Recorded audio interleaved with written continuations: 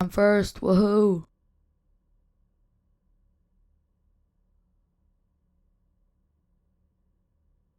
Congrats on being first.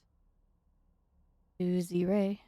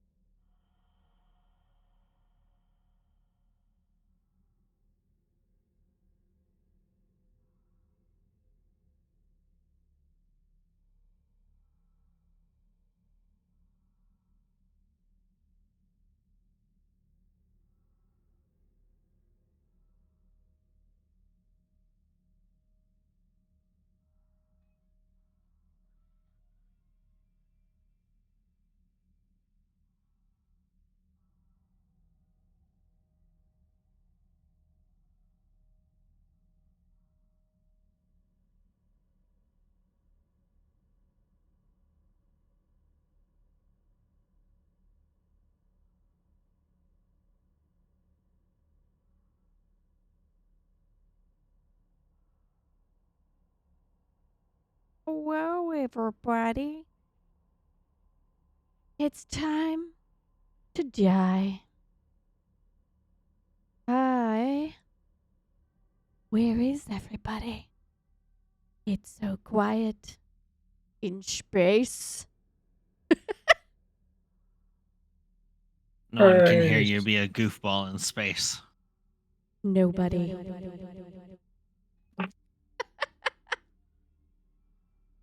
It's This was a also the weird one bit of an place. echo.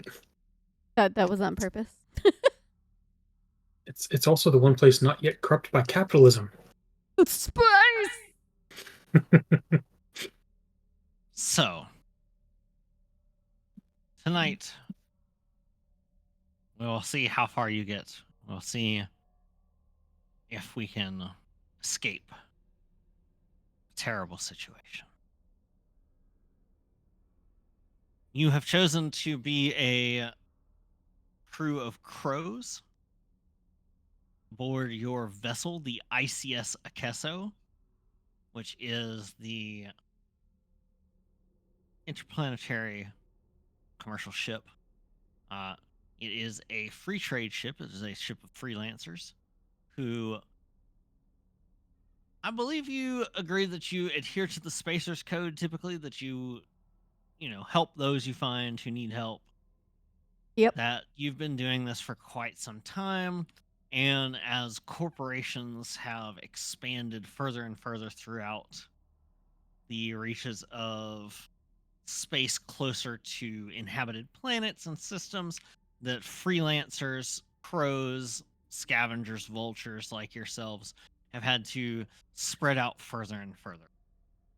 Uh, it's past the exploration age of the time in which people were finding new, exciting, habitable planets left and right with the advent of the slip point drive. But instead, we have hit an era in which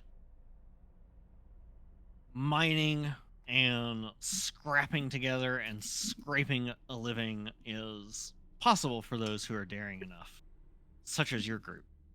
As I have mentioned, and for chat's benefit, pros are known as those who ply their trade effectively as scavengers and scrappers, but are always willing to assist vessels in despair, whereas vultures are the types who come in intent on plunder and care not about the lives around them. That said, vultures and crows and free miners and freelancers alike all tend to avoid pissing off the big corporations. In this region of space, there are only two that you really have to worry about. There's the Galactica Mining Corporation, who was once effectively the only corporation that was involved in this, but over the past few decades, they have fallen from grace after losing contracts with several planetary systems. They were the original pioneers of planetary asteroid and lunar mining. But as newer technology has arisen that has allowed for previously unsuitable areas to be mined and their bounties extracted, others such as Quarry Core, which was started by Arturo de la Vega, have ended up starting to take some of Galactica Mining Corporation's market share. Combine that with a issue in which about 15 years ago, three of the biggest mining vessels of the Galactica Mining Corporation's fleet went mysteriously missing after a slip point jump. And you have an issue in which more and more people are realizing that they can cut in on GMC's business. That said, your captain, uh, who you may refer to typically as Cap or Skipper, is a large, heavy-set fellow, very short, hasn't set foot on an actual planet in 30 years at this point. Massive mustache, no beard, very much portrays himself as what you would see in like all these historical documents about, like gold rush miners and stuff. Very well, we heading on out here. We're gonna see if we can find ourselves a spot.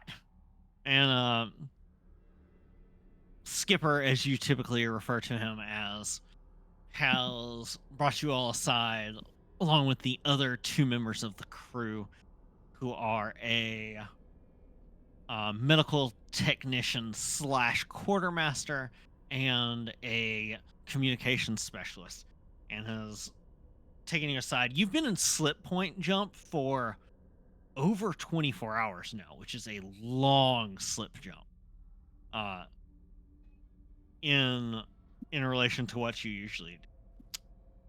Well, I guess y'all are wondering why I'm taking us way out to the ass end of nowhere, wild space, way out past the Thridian Way, and no questions at this time. Nobody raised their hand or anything. This is just his typical self humor. Well, no questions yet. So I got a tip from one of our friends. I don't remember if y'all remember him, but old Third Eye McGee. Yeah. Well, he said he caught wind of a signal that he couldn't decipher. Well, Goggles over here, and he points at the communications officer, managed to decipher it because it's from an extremely out of date Galactica Mining Corporation encryption schedule, which she knew from the time she was working for Galactica Mining. And Goggles sort of looks over and says, yeah, so it appears to be uh an automated signal that mining operations have finished, and that the supply ships are supposed to come and take it, and that they can depart with the load. As you know, we send back automated drones that can transit slip space even faster than we do. But oh, they don't need to hear about all that, Goggles. Anyways, so there's some sort of mining vessel out here that's got a full fucking payload and ain't nobody to take it home. Now, I don't know about you, but that sounds pretty nice to me. So we're gonna get out here, we're gonna see what we got, and we should be coming out of Slip Point Drive, well, right about now, so you better buckle up. And he has been telling you this where he summoned you like a little further in the cockpit. It's not like you have a massive vessel. So he's seated. Yeah. It takes you a couple of steps to get back in your seats and braced. And you come out of Slip Point Drive, and you see before you a quartet of moons spinning around a large gas giant planet that fills the view screen. But more impressive is the immense bulk of the huge steel vessel that is floating over one of these moons, that appears to have these giant claws that come out from under it that appear to be clutching a large chunk of the moon. That's the symbol for what? It's not a symbol. This is what you actually see. There's a giant ship that has claws coming out of the bottom of it, effectively, that look like they're clutching a giant torn off chunk of a moon.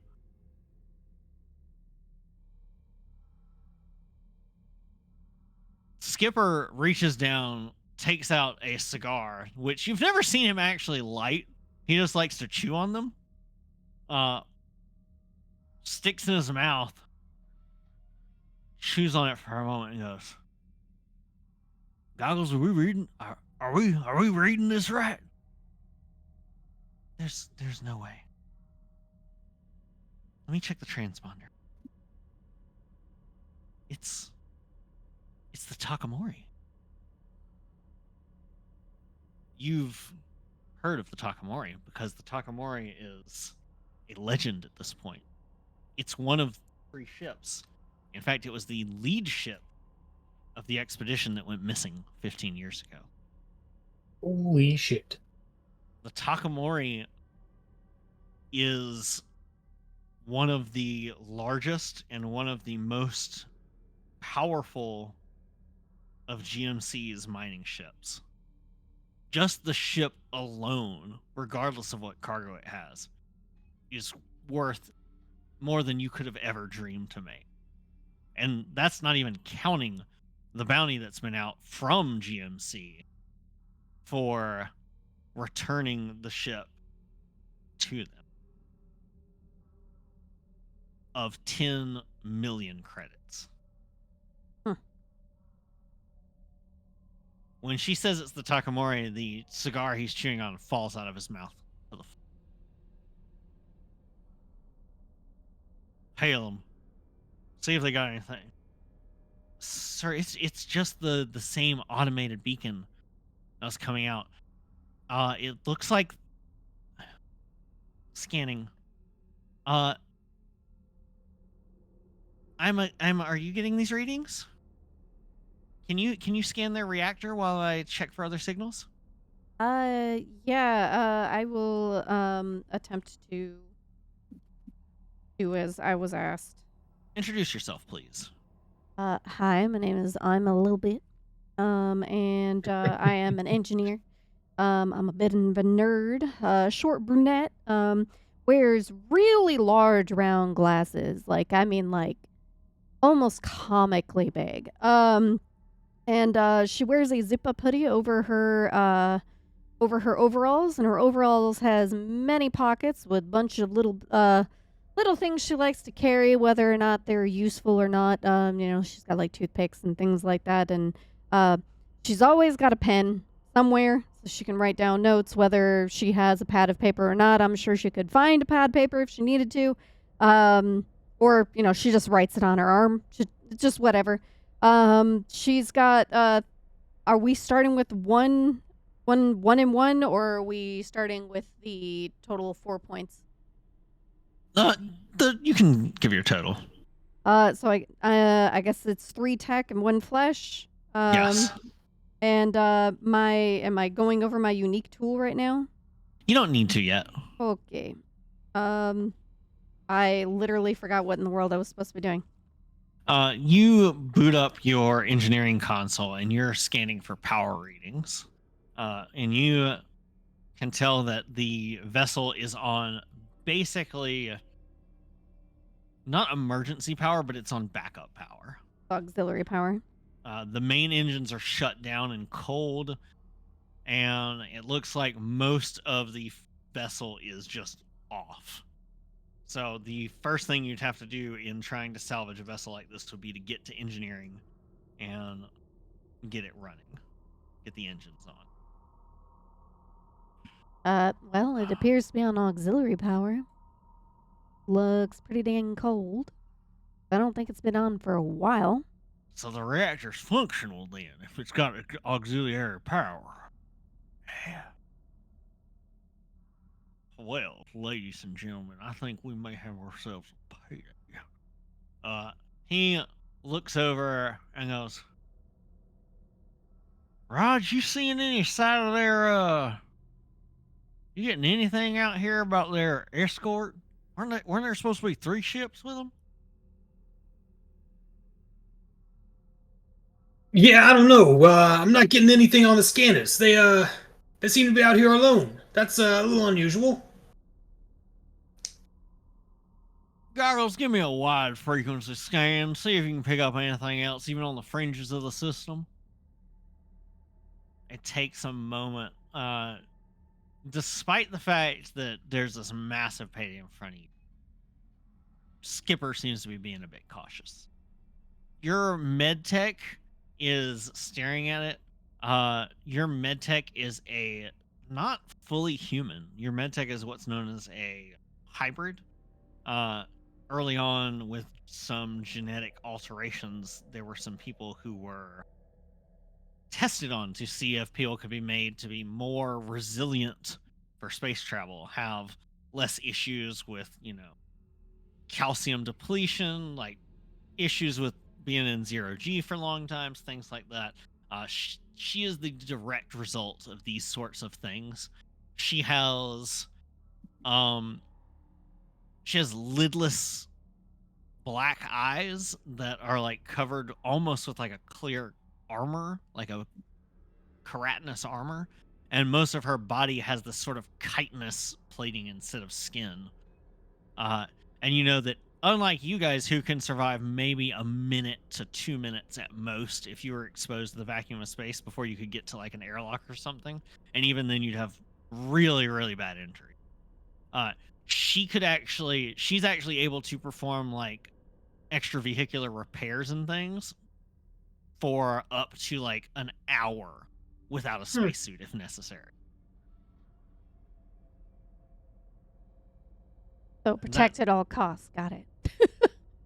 that said, she's looking at the ship and she is looking around and she is like packing her med kit and she's like,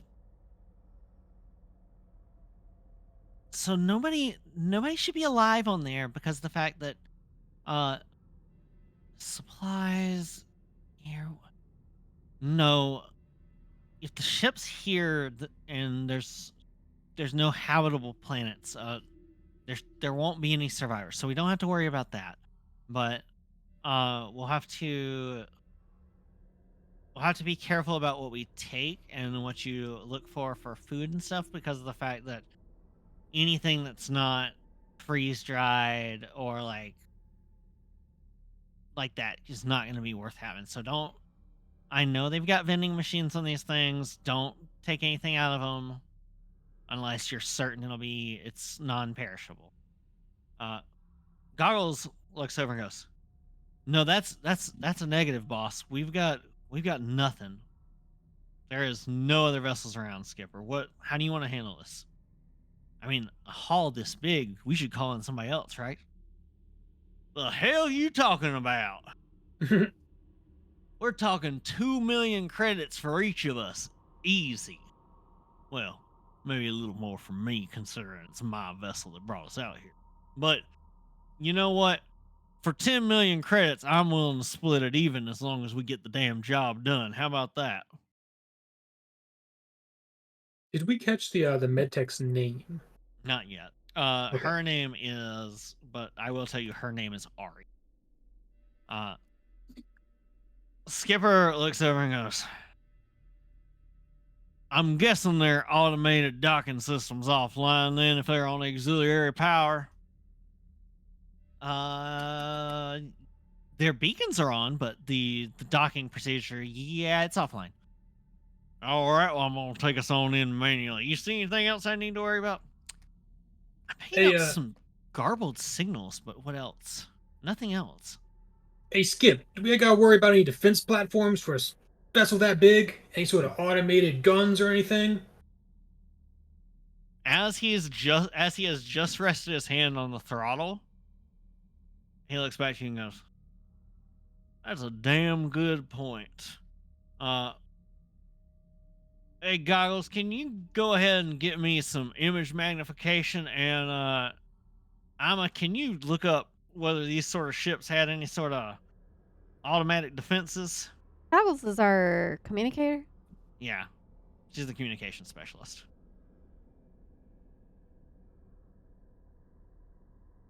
Goggles starts looking and she's doing like image enhancement. She's looking around space. She's like, I there's something.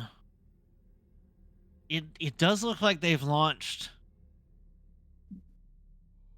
I'm getting traces of old observation satellites around the moon and maybe drones around the ship itself. Uh as an engineer, as you're looking up like the specifications for this vessel, you pull up the Can I pull up the schematics and stuff like that? The yeah, map. you pull up the schematics for the Calypso line of starships. And the one that comes up is the GMS Takamori because the Takamori is the flagship of the Calypso line. Thank you for that hydrate. Oh, jeez. The I need Calypso Wawa. line. I'll be right back. Here, I've got it. The Calypso line, well known. Thank you for the well wishes. The Calypso line, Thank well you. known as the top of the line. Uh, Ooh. top of the line starship here in, and it gives a year that you know is about 50 years back, with all of the state of the art technology that you could possibly imagine. So, Tay, your first roll check will end up having an extra d6 to your pool. Uh, Oh, we're not saving that for later? uh, it'll be your first check. So, these are, we only do checks when there's a chance to gain something very good or avoid something catastrophic. I need you to roll me a tech check. And because you get the extra d6 and you have the schematics, this is going to be the maximum you will probably ever roll, which is a 6d6. Okay. Fives and sixes are what you're looking for here. Okay.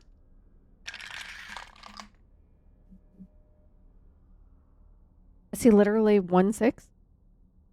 Okay, so you get one hit, which means that Yep. it's a And then success, we but it's not a got perfect success. and we got 3 threes. The other numbers don't matter at all. Cool. You're looking up and you are skimming through and you find a reference to something called point defense systems. And when you try to click through the schematics to that, it says, "Hi there. We here at Galactica Mining Corporation want to remind you that certain technology is proprietary, and though our schematics are lodged with the necessary patent offices, our proprietary technology is not for sale, for view, or for copy. Thanks for checking in." Can I somehow try and get a little more information on them schematics? Since uh, I You do know. the role you made, the information you got is that yes, there is some sort of defense systems these Yeah. things have called point defense systems. You did not get enough information to know instantly how to deactivate or destroy them, which means Okay. that you have, basically it means you have less, you have, you don't get an extra advantage to your next roll to deal with. And we're in an ad. So you're saying this dang thing's got all kinds of so you're saying it's got some kind of defenses. Now, Point defense system, yes. I assume that's probably for asteroids or something. Since a vessel that size would have to worry about big old bastards, whereas we've just got something that zips us out of the way. Goggles says, I think. Goggles is gonna make a check to see if she knows how. I mean, Roger, have you introduced yourself? Oh, we'll wait until after the ad for that. Yeah, let's. Oh, right. Goggles makes a check and says, "Yeah,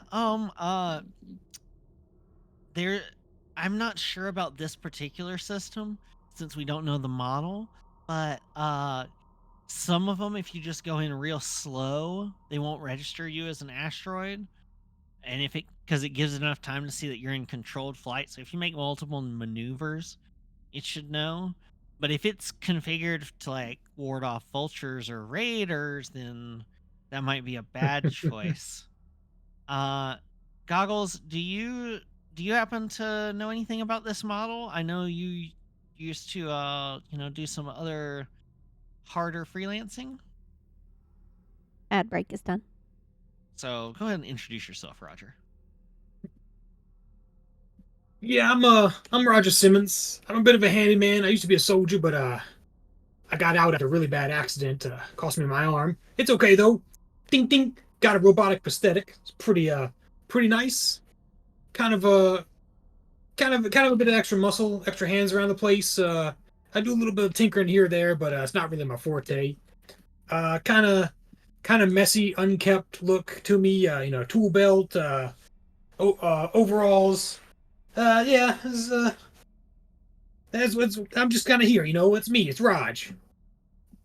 All right, if you could roll me 5d6. This is a tech check. So we'll be using your 2 plus 1. You're getting advantage because you're still on the ship and because of the fact that Ima told you that there are point defense systems. Is this my tech check? Or... Mm-hmm. Yes. Okay. So 5d6 is your. We're looking for 5s and 6s. I have 1 5 and 1 6 for a total of 2. Fantastic. Uh, yeah, you look and you are when she magnifies one of them, you can see that these are actually the type that are used to repel other vessels. So, had you gone in very blatantly not as an asteroid, you would have been shot by them. Hey, Skip, those are anti-vehicle configuration. You might want to watch your maneuvering. So you're saying we need to do this dark? That's going to be a hell of a thing. Can you calculate me a trajectory? The two of you can pool your dice together for this. So for what we're doing here, each of you will roll 4d6 and we'll add your results. Oh god, what have I done? Hold on. Alrighty. Okay. What am I rolling? Or actually, Tay rolls 5d6 because she has 3 tech.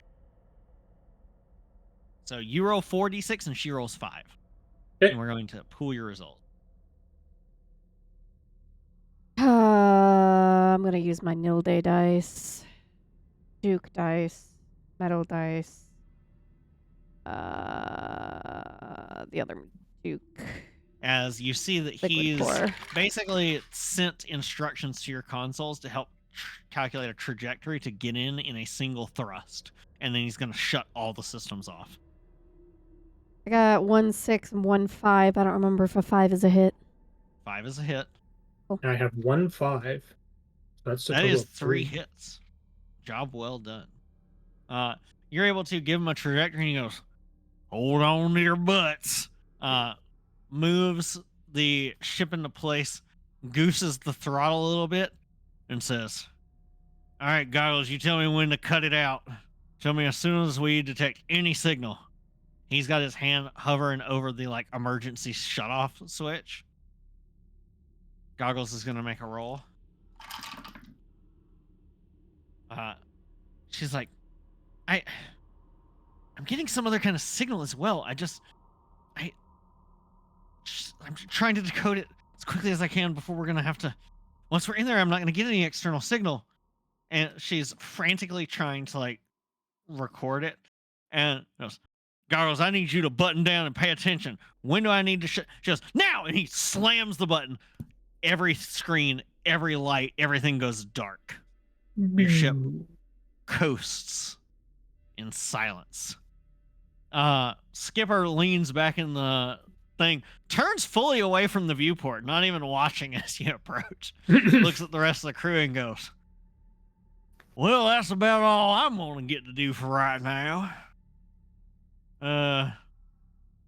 So anyways, are we I assume y'all want to go for the whole 10 million credit bounty. Am I correct in that?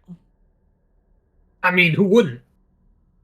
Might as well, right? So that means we got to get this bitch of a ship up and running itself. Really, all we got to do is 2 things. If things are in decent working order, we'll have to send somebody to the bridge to pilot this sumbitch. I nominate myself, of course. And we're going to need some people to go into the engines and make sure them fuckers is online. I mean, what do we all do if we don't find it all online? Or if we can't get it online? Well, that's why we got you here, sweetheart. You know how to fix shit.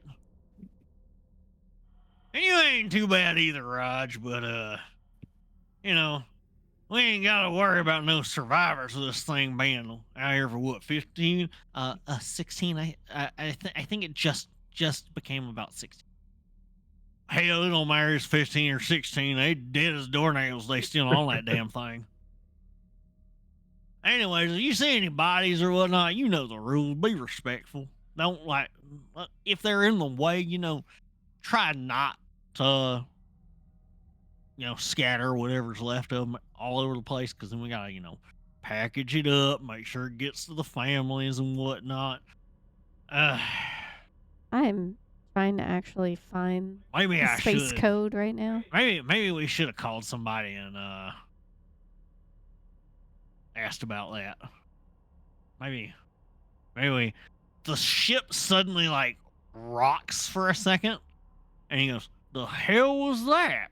He turns his thing over, and Gogs goes, I'm not sure. Oh, uh, well," and she points out through one of the side viewports, and you can see an antenna sticking out where one of the drones had smashed into the side of your ship. He goes, "Hell, that was lucky it hit the hull and nothing important." I need to be right back.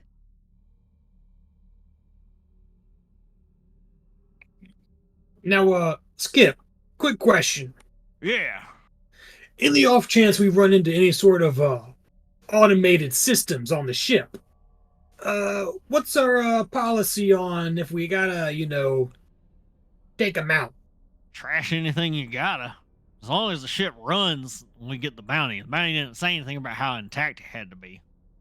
Fair enough. Hell, if we got to, I'll slave the damn thing to our little vessel as long as the engines are running. Even if the bridge is fucked, we can still get the thing going. We can do some slapdash repairs and slave its navigation to ours and get it out of here. It's mainly the engines we got to worry about. So that's your objective. That shouldn't be a problem at all. So they the ship starts to get in. It gets in closer and goes, "Guys, you know about when we were able to crank this puppy back up? Once we're fully inside of the perimeter, but that's honestly going to be almost when we're in the hangar. There's going to be cutting it damn close, but I've been running this damn rig for 20 plus years. We'll figure it out." As the ship grows closer, you see that there are still like a few lights on in the hangar, not enough to really illuminate anything. He Skip is trying to like look in closer, trying to get a good eye, see what they might can tell. Doesn't seem to see anything. Looks like most of the running and landing lights are off. I'm not catching any beacons from any of their repair or supply vessels neither. Doesn't surprise me. I mean, if something went down, you'd expect everybody to hop on those vessels and get the fuck out. So them not being here makes sense. We should have damn scanned for the escape pods. Oh well. We can check it once we get to the bridge. All right. We're getting close. Gogs, I'm about to take us out of here, all right? Okay. Uh, you should be good. You should be good now, but I can wait. We can cut it a little closer. As the vast hangar bay of the ship looms before you like a massive cave, a massive mouth. And he waits and waits and waits as it fills your entire viewport till you have been engulfed by this larger mining vessel. He finally hits the power back on. As things are coming up, he goes, all right, engines online, navigation online. Looks like everything's. He starts slamming one of the parts, and uh, he goes, "Raj, I need you to check on that. Looks like some of our exterior cameras got knocked loose by that satellite." Oh, shit. All right, give me a second. Go ahead and give me a 4d6 roll to see if you can get the camera back online for a landing. Friggin' second-hand piece of shit. Nope. 0 hits.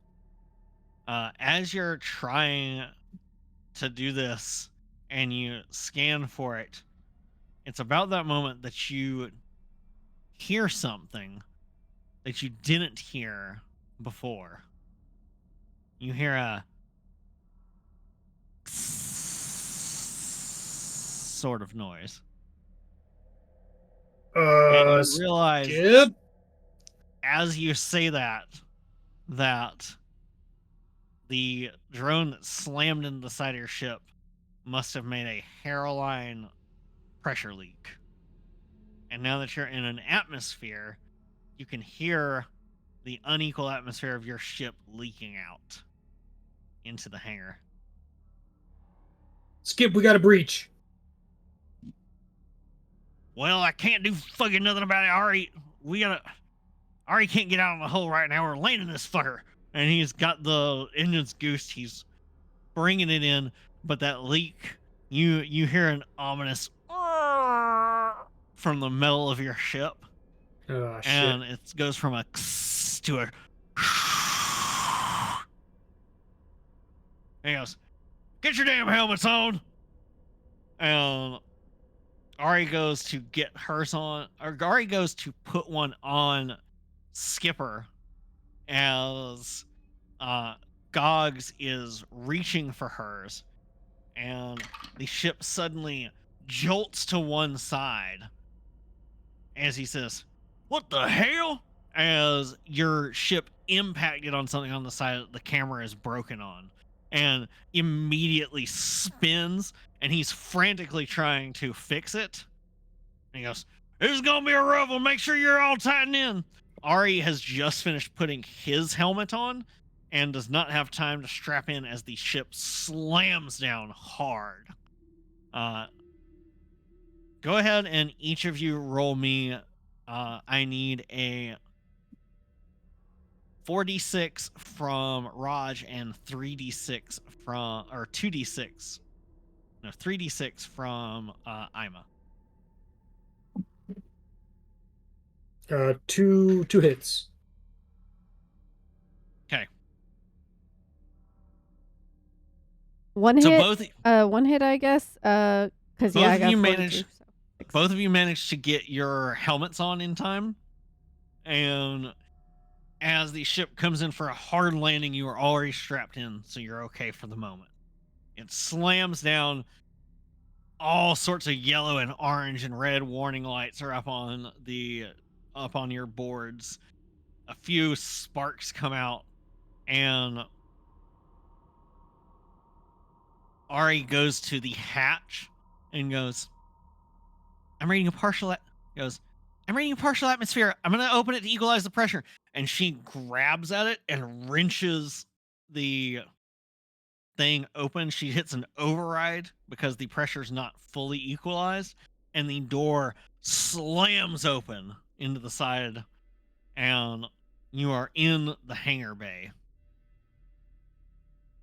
Ari has, as you notice now, has taken an injury to the head where she got slammed into the wall, and she didn't have time to get her helmet on in time because she was helping Skipper, because Skipper did not have a hand to do it.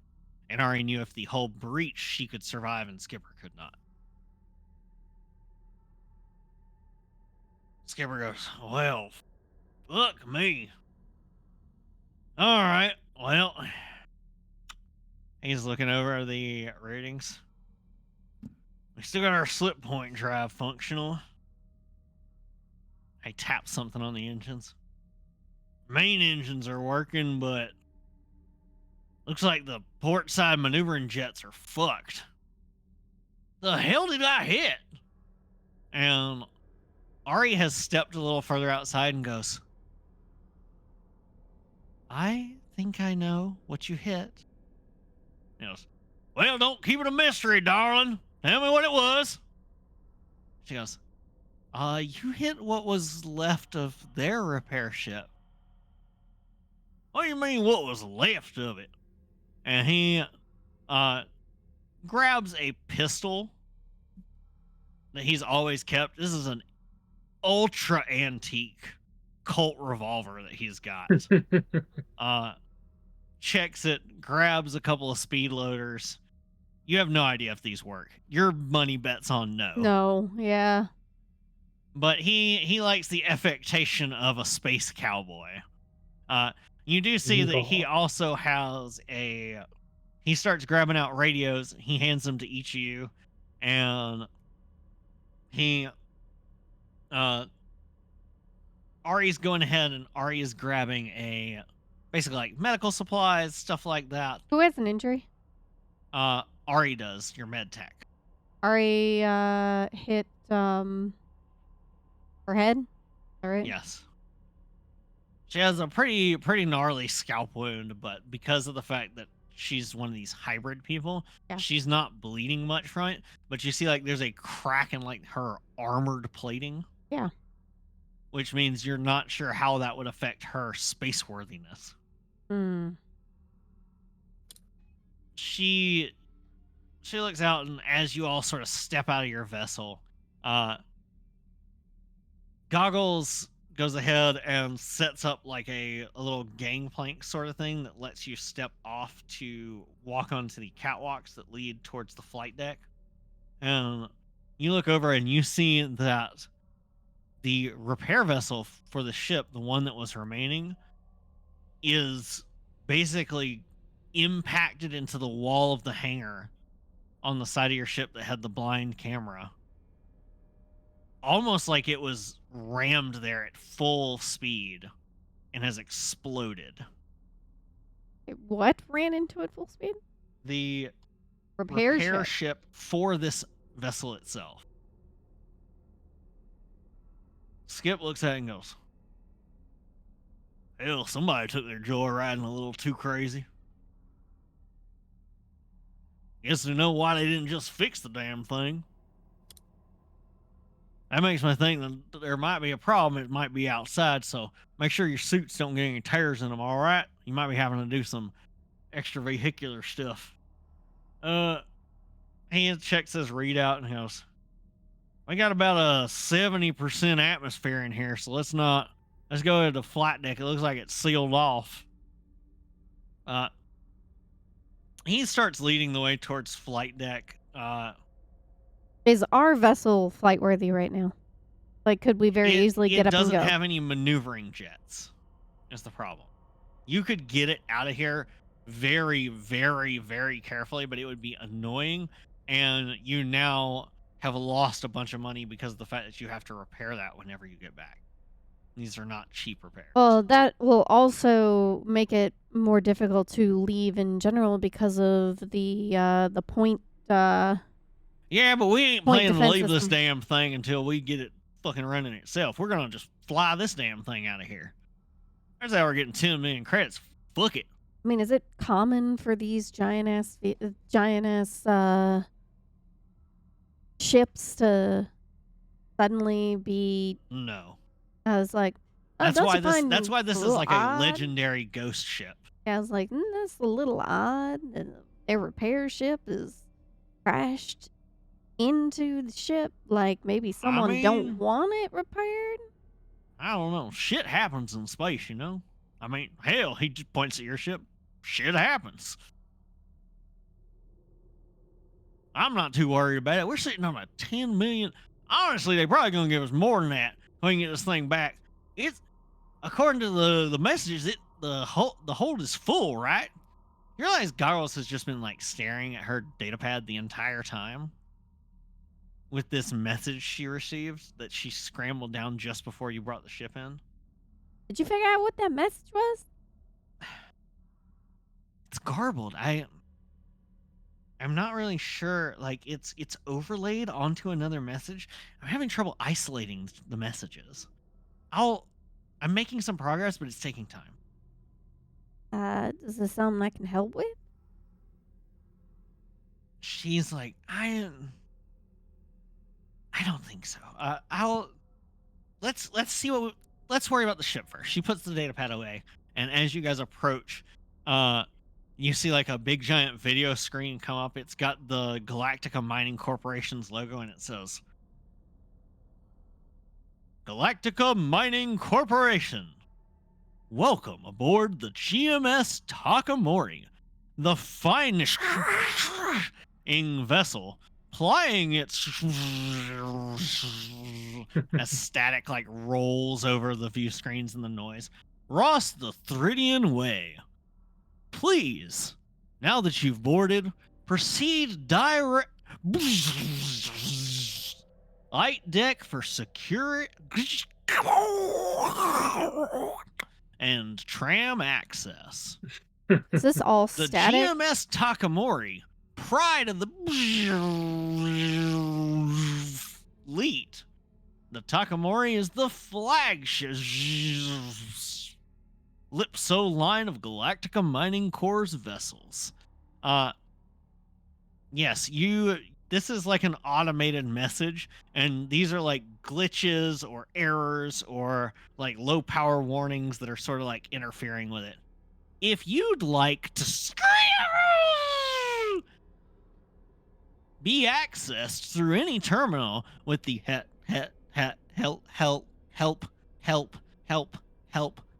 command. Welcome aboard the GMS. And it just keeps looping the same message. Not ominous at all with the help repeating itself over and over and over again. No, not at That all. would get As really it's- annoying to listen to nonstop. As it's repeating to this time, it goes security screening. And I see TSA has not escaped even space. No. Skip goes, well, I doubt there's any damn security officers to meet us up there, so I'm not too worried about it. If you catch my drift. He gets to where like the door to flight deck is, and he puts his hand on the pad, and it goes, welcome, honored guest. I am the artificial intelligence for the GMS Takamori. You can call me GMS Takamori. Unfortunately, I am of limited assistance right now as we are on auxiliary backup power. Welcome aboard the GMS Takamori. He goes, all right, we got to get the hell out of the hangar bay or I'm going to lose my fucking shit. He opens the door and you step onto the flight.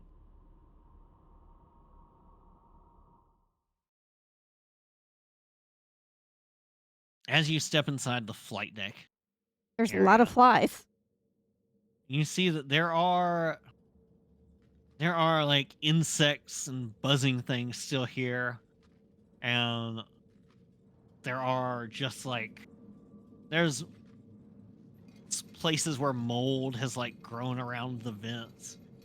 You hear like the aching of the environmental systems as grinding fans push old, stale, mold smelling air through.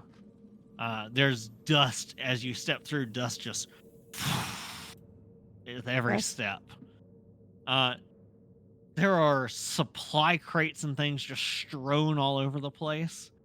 Also not normal. You don't see any sign of people. You see that there are these giant scanners that are in the entryway into this room, and you can't go through without going through the scanner. So Do they look Skipper functional? Skipper looks at it, and the lights are all green on it, and goes, wait a second, I think I know what these damn things are. And he goes and he steps through one, and it goes, biosignature and alpha wave scan commencing. And about a second later, you see this, like these lasers play all over Skipper, and it goes, identity and brainwave patterns saved. And it goes, medical is, and it goes, our medical deck has been rerouted. Medical deck has been rerouted. Medical deck has been, and it goes, access granted. In the event of catastrophic injury, your brainwave patterns have been memorized. Your consciousness will be allowed to be transferred to a waiting body. Hmm. He goes, holy shit. I've heard rumors of this kind of shit. They had this back then? Maybe this is some of that proprietary technology. This shit's worth 10 million credits on its own. All right, new plan. We're not taking this directly back to GMC. We're going to strip this shit out of here first. It's coming with us. As each of you step through, it does the same thing. Oh, tingly. Don't like that. And he says, all right, so it said something about a giant hologram appears to life right in front of you. And the hologram is mostly humanoid, but like parts of it are glitching out and are just like numbers. And it goes, hello, I am the GMS Takamori's artificial intelligence. You do not appear to be crew aboard the GMS Takamori. Neither do I sense any of the crew still in functional condition on the GMS Takamori. Are you a rescue crew? Hell, that sounds like us, don't it, fellas? Yeah. If there is need of rescue. I am afraid that the engines are offline. I cannot access my higher functions until the engines are online. Are the engines repairable? Or have they been removed? Because, like, that's Engine important. status unknown. I cannot access my higher function with the engines offline. I will use the remaining power to power the tram system, and all the lights in the hangar dim for a moment and then go completely black. Rerouting power to the tram. Please hold. All you can hear is the whining of the life support systems that are basically sound like they're on their last legs. How much air is left on this? How much oxygen's left on this ship? Oxygen reserve. Query. Return. Oxygen creation. Plentiful. Hydroponics. Inaccessible. Aquaponics. Inaccessible. All right, so no water. And ads are going. Aqua, and it says aquifer status, full, broken, full, drained, full, drained. Is that the various places that water is, and it's just going over Yes. all the places that there's water? Okay. Yeah, so there's still tons of water on the ship, and it's saying that Right, but they're nothing. hydroponics, where food and plant and oxygen production is Yeah. completely inaccessible, but is more than abundant. Yeah. As it says this, you see that Skipper is checking his readout on his suit and goes, hell, we got a breathable atmosphere in here. And he goes to pop his helmet and goes, Hey, Skip, I don't think that's, tucks it under his arm. Look, you can sweat your ass off in that damn thing if you want. But I ain't standing here in the dark with a damn fishbowl on my head. Cava.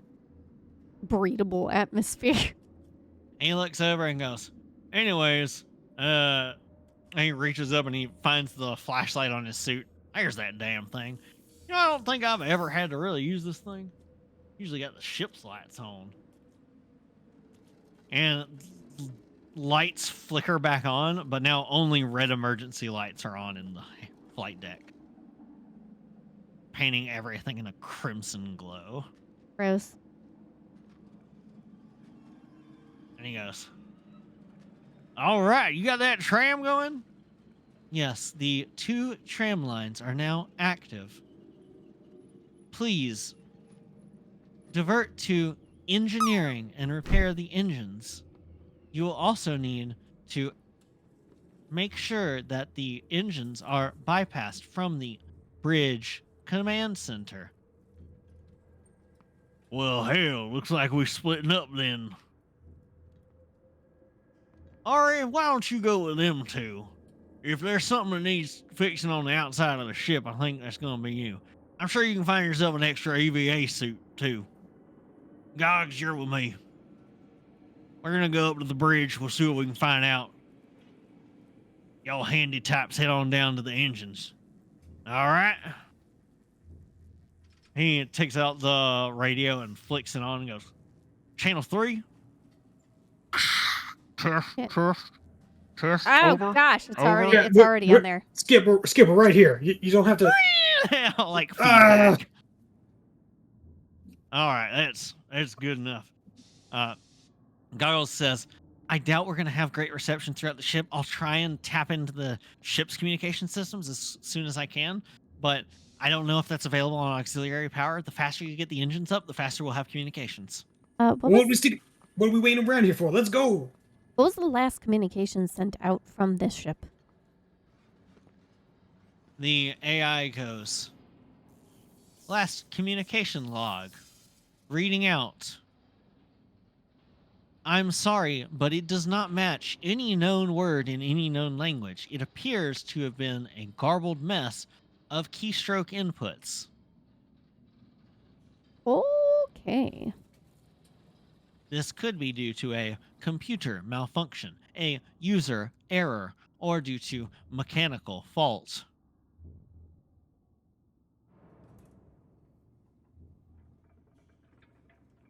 Okay. Following Roger. All right, so you guys step on down towards the tram. You're walking on these big metal hallways, feet clanking as you go. And Skipper has a very casual attitude.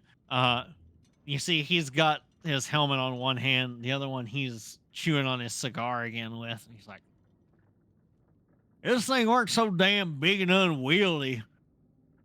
Might consider just keeping it for my damn self. Get a crew for it, you know? I ain't be too much trouble, though. He looks over and goes, but man, damn thing's got a tram and everything. The train, like, rolls into the station. You see, like, the sign on it says, departing for bridge. And he goes, well, I guess we're up first. We'll see y'all later. He goes and he hits the door, and a body falls on him. He hits the ground and goes, what the fuck? And as he, like, kicks it away from him, you see this long, mummified body in a basically an EVA suit with engineering listed on it, falls out, and you see that there is a massive charred hole in the center of the chest. Well, holy shit. That's not a Fuck. that's ominous. Well, all right. I got a little spooked, okay? And you see that he had his hand on the gun. He had actually pulled the trigger, but he never pulled the hammer back. So you still don't know if it works or not. Yeah, but a little more concerning with it saying, look. engineer on it. Look, we knew we were gonna find bodies on this ship, okay? We knew they were dead. I guess somebody just took their last train ride. All right, let's keep it a little light, okay? And sort of takes the body and he just sort of like rolls it off into the over the catwalk, deep into the gantry somewhere. They're in a. He looks at you and goes, "What? They're in a suit. They're Hydrate. in one piece. Hydrate. We'll find them again." All right, me and Gogs. Where? Gogs. Hey, Gogs. Gogs, you all right? You see that Gogs is just like staring where the corpse went over. She sort of like blinks and goes, "Yeah, I'm okay. Sorry, that we may need to stop at a restroom on the way, or like a changer, like wherever they keep extra flight suits. I'm sorry. Wasn't expecting that." She gets on the tram with Skip. Skip leans out of the door for a moment and looks at John and goes, "Let's be honest. You're probably got the easier job here. I might. He leans out a little closer. I might leave Gogs on the tram for a little bit. I'm sorry. I, I never used to say that phrase a little bit. Now that you're on the crew, I've been saying it just all the time. I apologize. I know it always makes you squeak your head at me. I might leave her on the tram for just a smidge. Hmm. I don't. If there's a body on the tram, there's almost certainly gonna be plenty on the bridge. So, you know how Gogs gets.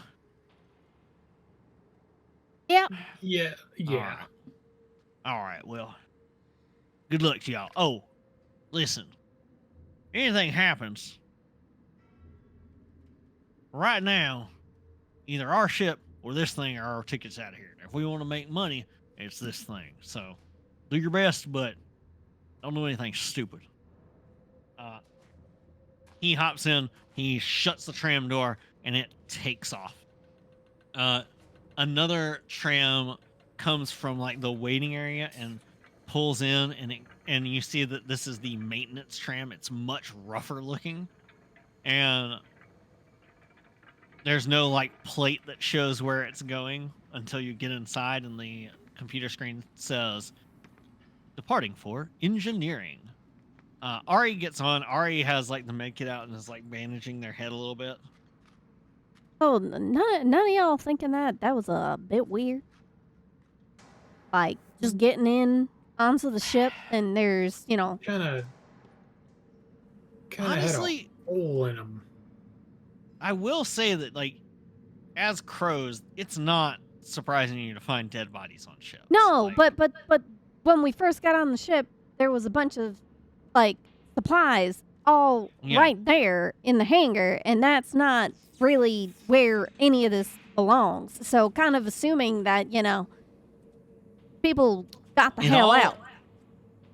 It's always this way, and the bigger a ship is, the more mysterious it always is. And most of the time you never find out, but so many things can go wrong, and you've seen so many things go wrong, from small hull breaches that just killed people to a faulty water purification system to the life support just giving out and most of the crew dying in their sleep. So you've seen a lot, and it's always a guessing game of like, this doesn't make sense until you eventually find like ship logs or repair logs or automated messages and things like that. I don't And know even the then, there's hole usually through mysteries. the chest. I don't know. But this looks more like, as you're getting on the tram, you're like, maybe we should have checked that body more closely. I mean, we didn't really get the chance to. Skip just sort of, nobody interrupted Skip. As you get on the tram and it takes off and goes, departing for engineering. Please have a seat and enjoy your ride. Aboard Galactica Mining Corporation's finest vessels. And as it goes, it plays a couple of like automated things like, did you know that in the mess hall you can get premium meals for a small portion of your paycheck taken out every week? In fact, you can go ahead and make yourselves available of all of our fine luxury items available at any of the vending machines throughout the ship, served pneumatically from our supply quartermasters. You'll never have to worry about one of the machines being out of something, unless the entire ship's out of it. Yeah, that's about what I expected. These company ships are all, you work there, you pay for stuff there, you live there. It's hell, I tell you. It sounds nice on paper, but oh god. Do It's you want old. to upgrade your living quarters? Of course you do. It's For just a timeshare. small portion of your stipend, you can go ahead and have a luxury quarter to yourself with a full-size double bed, all the amenities, and a private shower with 5 minutes of shower capability per 24 hours. Mm-hmm. Yeah, I'll take our little And ship. then over it says, remember, do not urinate in the showers. The shower is a gray water reuse facility, and you will be bathing in your own urine if you do this. that. Oh god. Yuck. See, this is why I'm glad we've got sonic showers, because none of that water wet nonsense. That's just gross. No If one knows you'd what's been like in to there. avail yourself of the sonic showers for another portion of your monthly pay. Stop bleeding me dry, you GMC bastards! Wait, I don't even work here. What am I talking about? It then says, I'm sorry. Anti-company sentiment detected. Oh no! Security has been dispatched. Immediately rerouting you to security. You hear it screech into the dock at engineering. And as you get to engineering, I am going to go ahead and make my first roll for room generation. Lovely.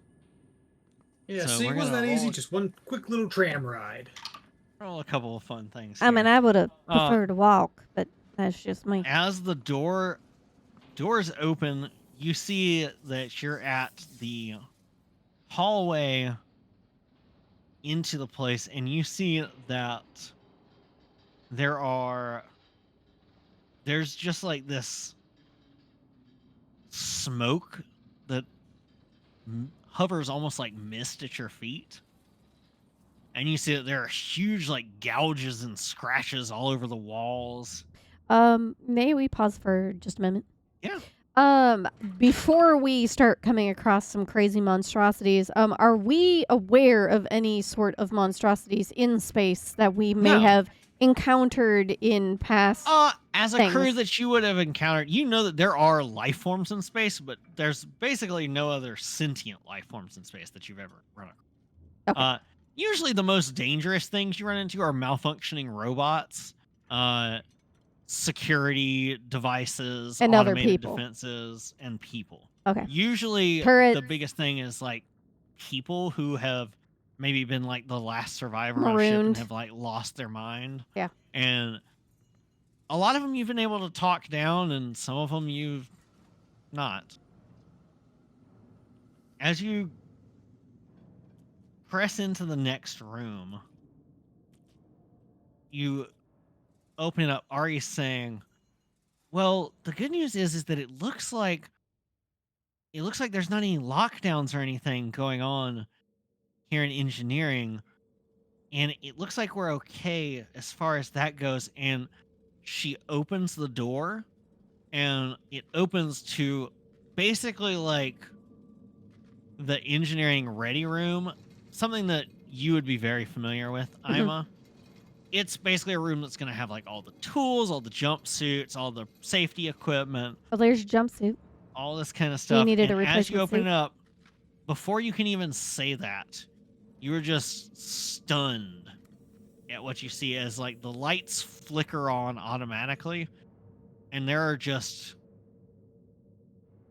parts of people Oh. all over this place. I was like, parts exciting, not exciting. And like it's just everywhere. Oh Lord, did someone take a Like damn like shotgun and just blew up everybody? What the there fuck? are easily about 24 corpses total worth of parts in here, just at all sorts of anywhere something could get stuck. It looks like. Is this something that would be worth reporting over to Captain about with the Absolutely. walkie? All right, so going ahead and then Skip, we got lots of people, like at least 24. Something ain't right. Be on guard. You hear back. That reading you. You say people? Are you? I ain't Well, pieces of them. anyone live at this. So you're jerking my chain No. because live after this long. Repeat, over. Mhm. I repeat the stuff again. I was like, Bits people. That's it. Parts. Just parts. Two done. All that comes back is static. Nah, radios are crap. Can't get good reception here when everything's all jacked up. No, it's all. Well, it's not to mention it's all fucking steel and metal. And it's just messing with the Yeah. communications. You gotta get the The, communications up Is too. there anything you would like to do in this room? I do mean, the. Sorry, go ahead. go ahead. Do the bits and bobs and pieces. Tell a story. Does it look like there was an explosion in here, or did someone just go crazy with a weapon, or It's difficult to say. You said there were scratches on the Because wall. Were these this scratches clearly that look like happened- people? I will say this clearly happened a long time ago. Yeah. Like there is like dried blood stains and gore marks and stuff like this, but this is from a long time ago. So most of the parts are like mummified or rotted out or something. How are people And- mummified in 16 years is when this thing disappeared? Because there's not a lot of moisture in the air. Yeah.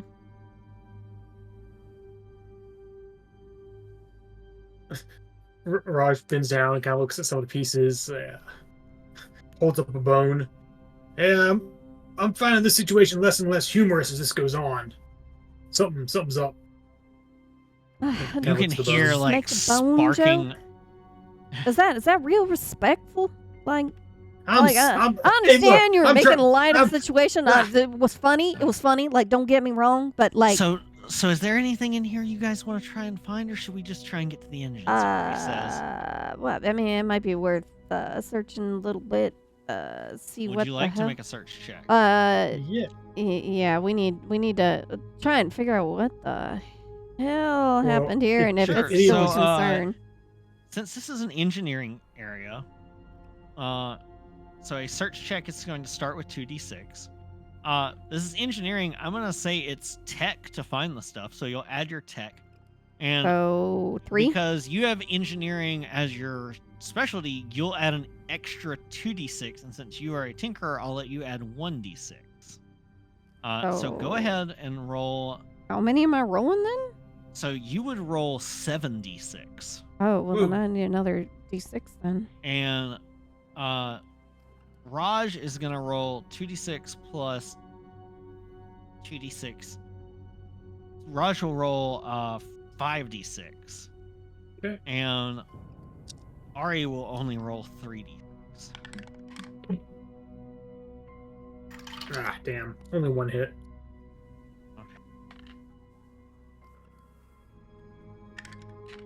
Yeah, because 5s and 6s are hits, yes. Yes. Yes. So this is engineering. Then like finding a body with like a key card on it could be really helpful. 3 hits. Nice. Okay. So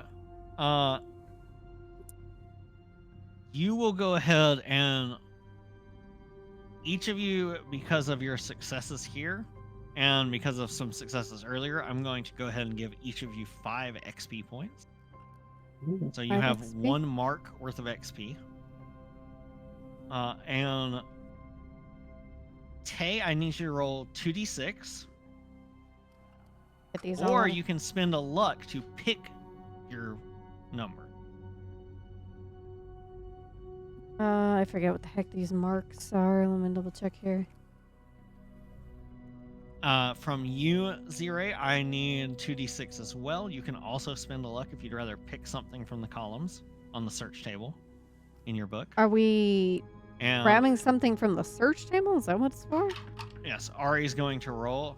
Ari manages to find an extra stim jet. Okay, so you said 2d6. The question is it actually worth doing it or hold on to Yeah, it for something Well, else? you have to roll the 2d6. Well, yeah, but I'm talking about adding the extra. That depends on your choice. And that would be from choosing on what on the table? The 2+ hits? Yes. So what did you roll, Zire? 2 and a 3. So you got 5. So you find a note. And you see that this note has been not written down on a data pad, but is like clutched in a hand. And this note is written on a piece of just old school paper. It's been written on it in blood, and it says, "Don't trust them. They're not here to help. They want what's on the mining deck.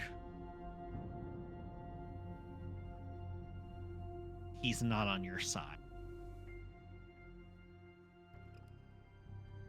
Don't use L," and it just says EL, and then it trails off.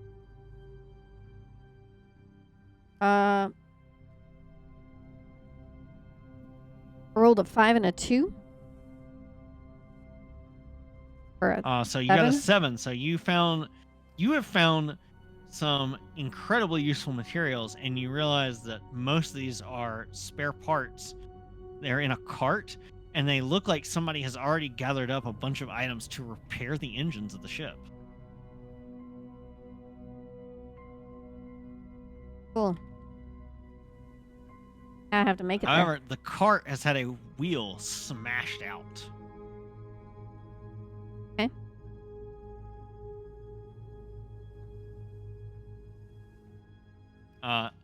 And you also find a note. And your note says, is much shorter, and it says,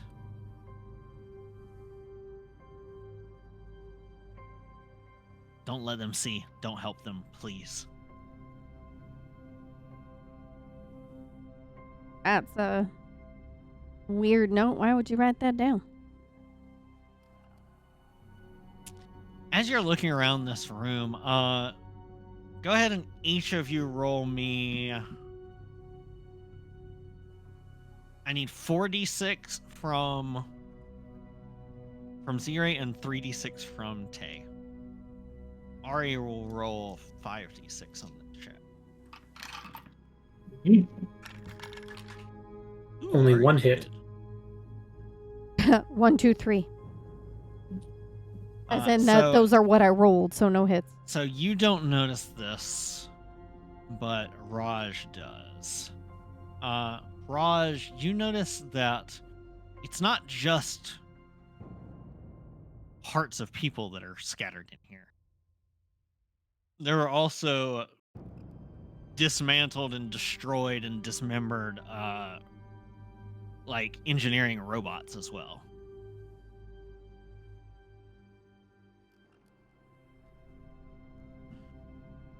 And Ari looks a little bit closer, and she says, "It's," with her medical expertise, she says, it's hard to tell at this stage, this long later. But it looks like a lot of them may have killed each other." She's like, these are definitely tool marks on some of these bodies. And I mean, we're in a room full of tools, so maybe there was some sort of mutiny? I don't know. But it shouldn't be a problem for us, though, right? She's sort of looking at you guys for affirmation. I mean, did you find a note? I found one of them ominous notes. I don't know why in the world someone would write this. No, I found a stim pack. I mean, I did find a note. Something about they're not here to help. They want what's on the mining deck. Don't trust him. Don't use L, and then it just cuts off. L. Like Well, EL, and then just If it's saying nothing. don't trust him, I mean, anybody who was here would be dead by now. So Yeah. I think y'all are right. I think this place is creepy. I don't like it. Let's get to the engines, okay? Yeah, let's just keep going. You guys step into the next room, and it's this long hallway. Of the things that were like just noticeable, Ari does grab herself she grabs a helmet just in case because she has a head wound, I and think that's a good idea. it's more of a safety helmet than an EV helmet. So she puts it on. It's like a hard hat. Yeah. So she Makes puts sense. that on, and y'all head into the Safety next first. room. And as you open the door to the next room, I need both of you to give me a roll, and Ari also has to make this roll. For Ima, this is only going to be 2d6. Okay. For Roger, you get 3d6. As Ari is leading the way into the next room, and none of you notice in time as Ari takes the first step in that one of the grav platings of the next room is broken, and she starts to hurtle upwards. So Oh, you're shit. trying to grab her in time. You said I 3d6? rolled a 6 Yes. and a 1, so 1 hit. Okay. Oh, God. That bounced. But I did get 1 hit. Which is good because Ari has pretty high flesh, and Ari manages to shrieking grab onto both of you. And because each of you got a hit, you're able to, with her assistance, keep her from getting slammed into the ceiling. Hold on, Ari. Hold on. Got it. We'll pull you back down. Just give it a second. As you manage to grab her, you see that there is a figure standing about halfway down the hall in darkness as half of the lights are out in this hallway. There's a humanoid figure standing there, and it holds its hand up and waves to you. That ain't normal. What the shit? There's someone All here. you can see is it's in shadow. Ari They're is waving? jostled. Yes, they raise a hand up and wave to you. Hologram? Is that a thing? There are holograms, but all you see is a shadow. The holograms require light. You see a shadowy figure that waves to you. Should we? Well, first we have to pull her down. Yeah, you guys grab onto her and you are pulling her down. As she crosses your line of sight, you hear a voice from down the hall go, "Careful of that first step." And as she crosses your line of sight, the figure is gone.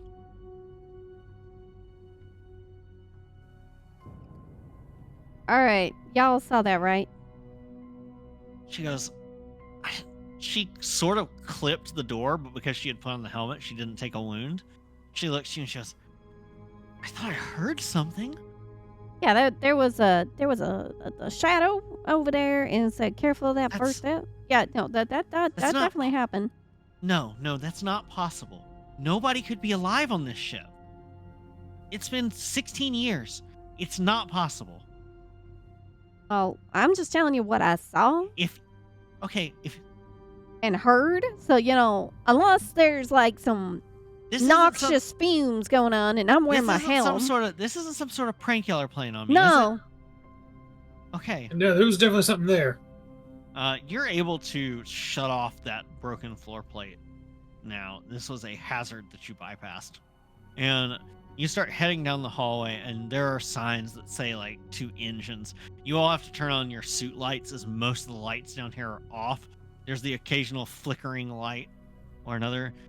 So as you're passing by, because there's 3 of you, you're casting shadows of yourselves all over the walls. That still ain't normal. Like, if there's I don't know if they got recordings or whatever in here, but Your radios crackle, and you hear a, "Hello? Anyone home?" is that a voice What the we shit? recognize? You do not recognize this voice.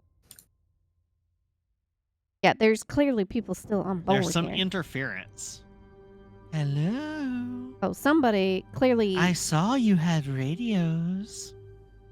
Wrong channel, I suppose. Eh? And the voice clicks off.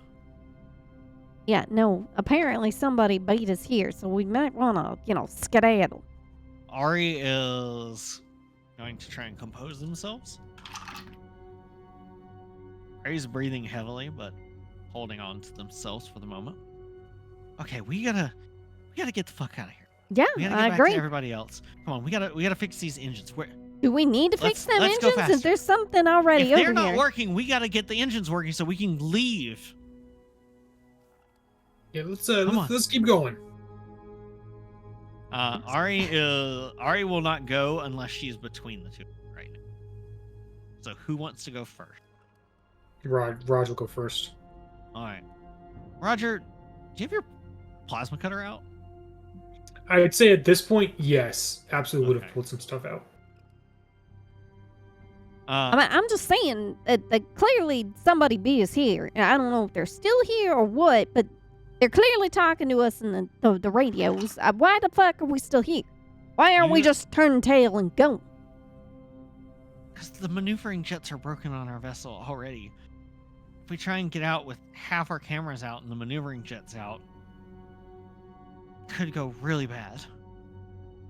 So we fix this ship to go and fix our own ship like that? No, if we fix this ship can go entirely based on our navicomputer. Let's just get to the engines. You get to a thing that says engine access and says like engineer's checkpoint and decontamination chamber. And as you press to open it, I need you open the door, the lights flicker for 1 second in like emergency red. You see a silhouette at the door with its arm raised pointing at you. Roger, what is your reaction? Before you make a roll, what's your reaction? Oh, there's just a silhouette and something pointing at me. Yes. Raj instinctively punches at it. All right. Roll me a. This will be with flesh, so roll me a 3d6. All ones. You go and you just immediately punch this figure. You slam into it, and it rigidly gets knocked across the room, and you feel something pop in your hand when you hit it, as you have basically smacked one of those mannequins that you rest your engineer's coveralls and stuff on when you're not there. Fuck. He's just cradling his he hit it with his flesh hand too, not his robotic hand for some reason. So you felt something pop in your hand, so you think you may have broken a finger. Fucking You have one wound. who puts that shit there? I mean, this is the engineering room. As you get in, the door shuts behind you, and it says, "Decontamination. Error. Decontamination cannot proceed on auxiliary power.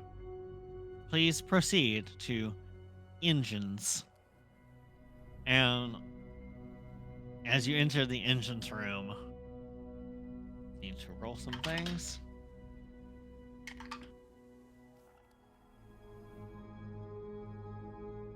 I'm assuming I was able to stuff a bunch of the useful things in my pockets, Yeah, useful materials. You got the most critical component. As you enter this room, you see that this is the massive, massive room where you can do maintenance on the engines. You cannot see the vast majority of this room, as the room is filled with smoke. There's only a handful of working lights, and you hear of feet of like booted feet on gangplanks, deep, deep within, echoing back to you somewhere. What the shit? Did you hear that? Yeah. I keep telling you, we ain't Ari in here says- alone. Ari says, "Yeah, I heard it too." Ari looks around and she sees your plasma cutter that you have, and she sees the giant welder that you have, and Say it's giant, but it's small. well, she sees the welder you have, and she's suddenly very aware that she only has her bare hands, and she looks around and she sees where like this big long-handled wrench is, and she picks it up and she's like grabbing it with both hands, like holding it almost like a baseball bat. Okay. Nobody could be alive. I mean, like, can there be a rat? Nobody could be alive. I'm saying, can there be a rat? Nobody. I understand nobody. I'm talking about a fucking rat. Can a rat, can there be a rat on board? She like takes a breath. Have rats evolved to wear boots? Because No. that was definitely boots. She started to take a breath and calm down. Oh, and yeah, just you hear ever- this sort of You never seen the armor. kinda You never noise seen. come out of You her. ever seen an armored rat? Like they get into one of them bottomless boots, like and then they just like kind of sit in the damn boot and then just keep going. I should never have shown you that Fallout rat roach in the trash can. Happens all the time. It's weird shit. Rats do dumb shit. All right. You Rats either believe me that somebody beat us here, or you're gonna have to accept that rats do dumb shit. Look, I may be willing to accept that someone beat us here, but I am not ready to accept a rat-based hierarchy that overtook this ship, slew all the previous. That's not what I'm people saying. here. I'm telling you, we are not on this ship by ourselves. Period. They're like, sure, the original crew, definitely not about anymore. I mean, well, we saw them, we saw the bits and the pieces. Hello? Are you reading me? Are you reading me? Goggles? Is that someone Goggles. is that Goggles? As your radio shrieks and you hear Goggles' voice. Goggles. Ah, thank God. We may have to bow down to a rat king here soon, but what's up? What? Over? Don't worry about it. What you got over? Okay, so we need you to go ahead and, if you can, get the engines running. Skipper says the bridge looks. I mean, I'm up here and everything looks clean. I'm at the communications center. It's weird. It looks like everybody just left up here. I wonder if they just all abandoned the ship or something. Like, we didn't see What did I just anybody say? in the flight deck either. We only saw. Skipper said that you saw 24 people alive down there. We're still trying to confirm whether or not we have seen people living. But we are en route to the engines. Okay. Expect an update soon. He's like making like a shushing motion at Ima. Okay. Look. Well, yeah. Once you get main power back online, you should be able to take the tram up to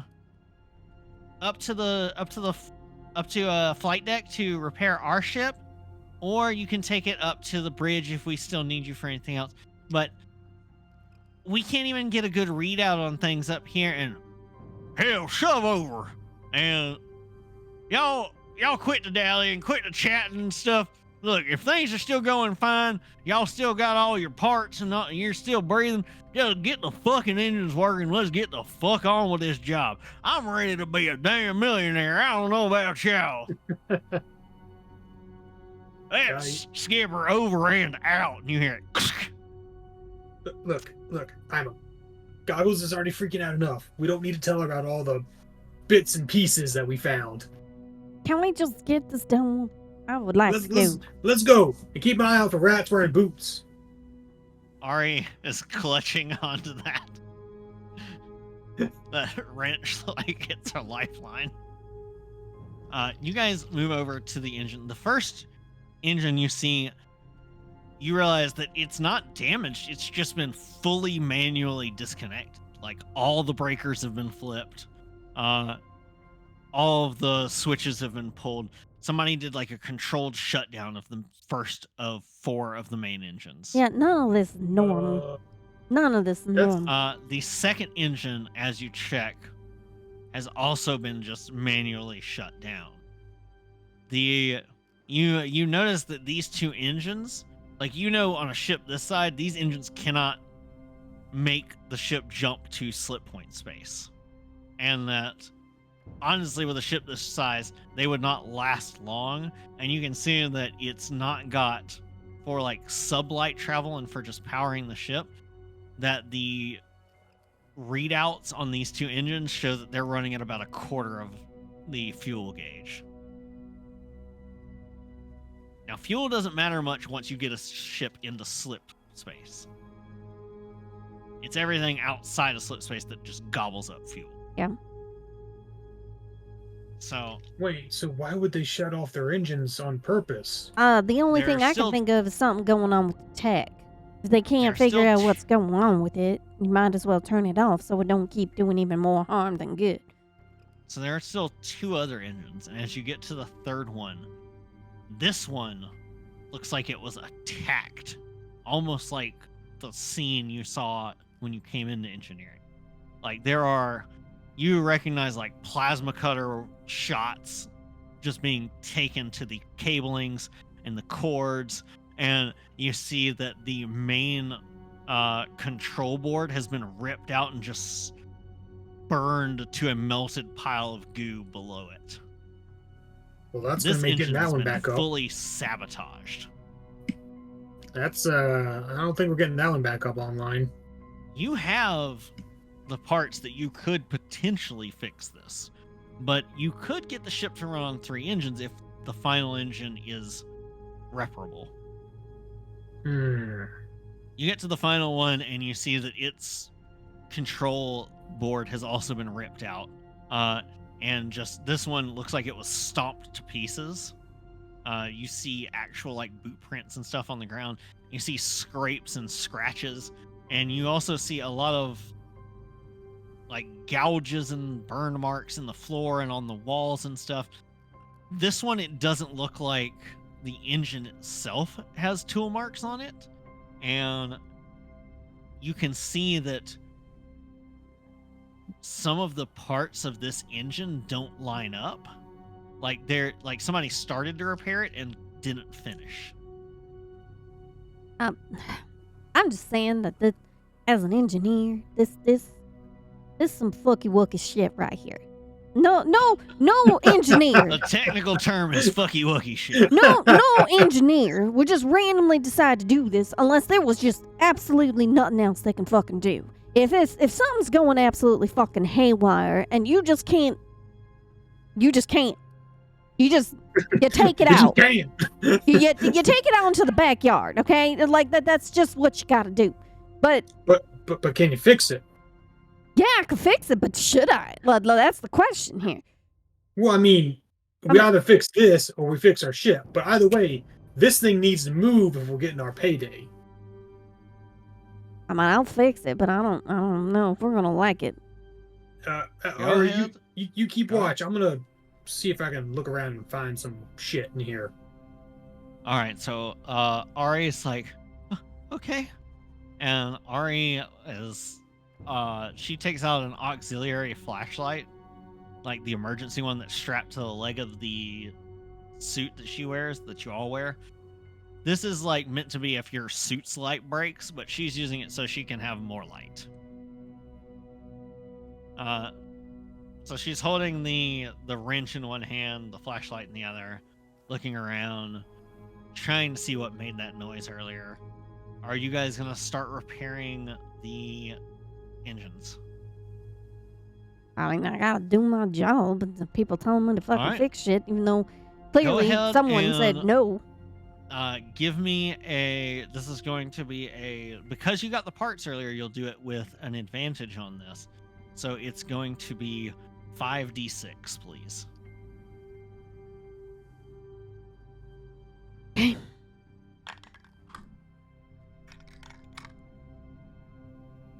Oh, fuck it. I'm just gonna roll them all at once. Absolutely 0 hits. Oh, wait, that's... I rolled 6. I only meant to roll 5. Okay.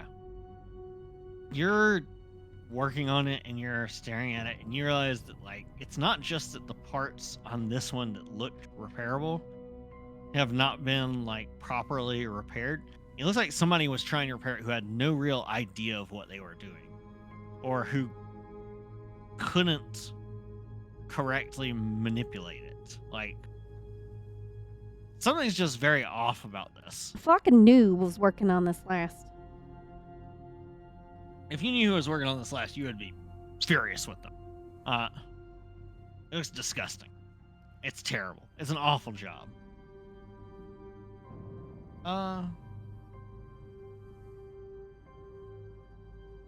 Raj, you said you were gonna be looking around. Yeah. All that happened. Just taking a little peek. Go ahead and give me. This will be a flesh check to spot. Give me a 2d6. 36. Alrighty. No hits. You're looking around. You keep hearing noise. Keep hearing things, and as you're doing so, all of a sudden, you hear something like skittering, rushing at you out of the darkness. You have your plasma cutter like pointed forward, your lights on. There's nothing there, but you hear it getting closer and closer and closer. You know what direction it's coming from, and just as you're like, "Am I losing my mind?" A little maintenance robot, about a foot tall, on 4 little legs, into the light of your thing, and pauses as it sees you. And it's basically got like 4 little legs, and it moves around, and then it has 2 little manipulator arms in front. It's a very small one. These are meant for like spot welding. They go around, they like attach wires and things. They It's don't like do a a- whole lot. Like a tiny little mouse droid with like many arms. Yeah, Like a rat in a shoe. yeah, Oh my god. like a rat in a shoe. And it sort of like tilts and looks at you. And usually these things only move around when they have a task that they're supposed to do, which strikes you as a little odd because it seems like it's pondering you almost. And as you Oh. look at it, Oh, hello there, little fella. it tilts what passes for its body / head on these little legs. And it raises up one of its little front manipulator appendages and wiggles it. Oh, that's kind of cute. Does it seem to be like indicating anything, or like trying to get me to follow it? It's difficult to say. It just seems to be like looking at you. Go ahead and I need another check from Ima. Another 5d6 repair check. Okay. Ari is also going to make a check. Ari gets 0 hits on 5d6. Hits on 5 and 6, right? Yes. 0 hits on 5d6. Oof. 2. 2. You start working on repairing this. You have the control board laid to the side that you found, and the like replacement one.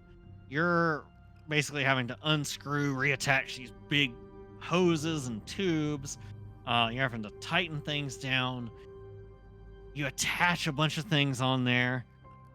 As you're doing this, Raj, the little droid that's with you tilts its head to the left, head to the other side, and then like gets a little close to you and like pokes your foot with one of its manipulator appendages.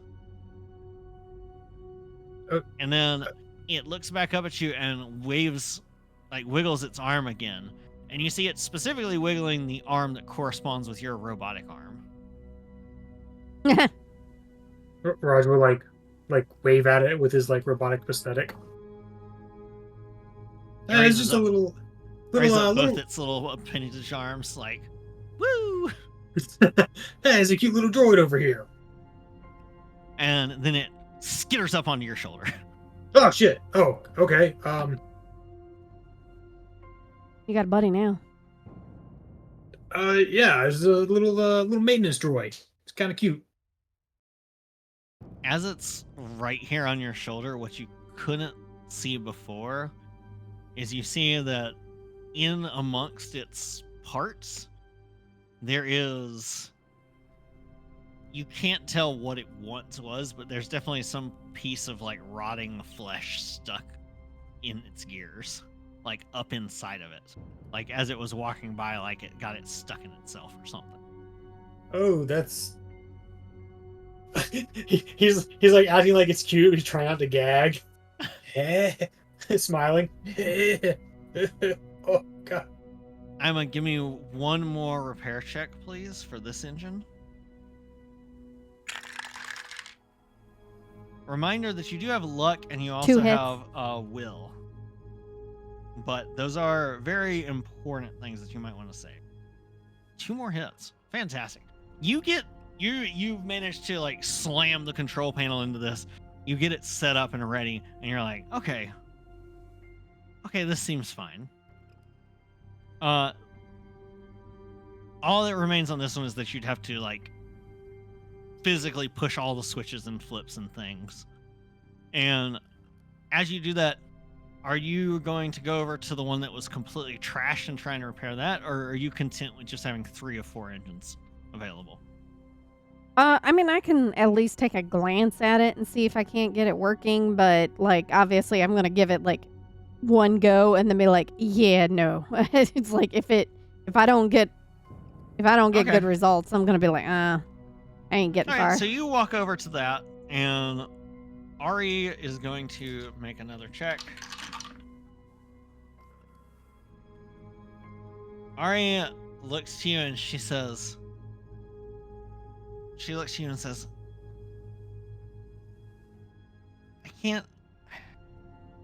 don't like this place. I can't see Raj very well. And goes, Raj?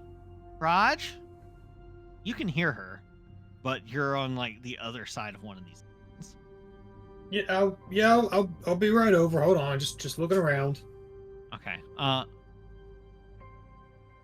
gonna go ahead and give me one more 5d6 check.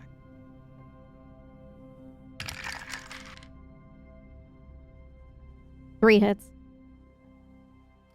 You're looking at this and you're Wait, like, 4 hits.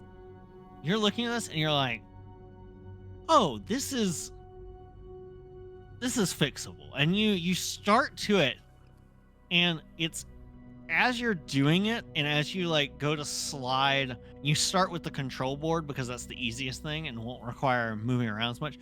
As you start to slide this incredibly shiny control board in, you catch a reflection off of it in the dark from your work light, and you see that there are figures over near the there. Well, because of the angle, you can only see 2 things. You see there's a figure standing near one of the just shut down but functional engines now, as if it's ready to throw the switches.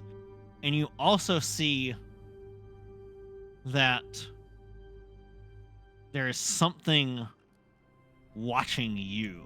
All you can make out of it is a silhouette against some dim backdrop floor lighting. But it seems to be facing you and intent on what you're doing. So what do you choose to do?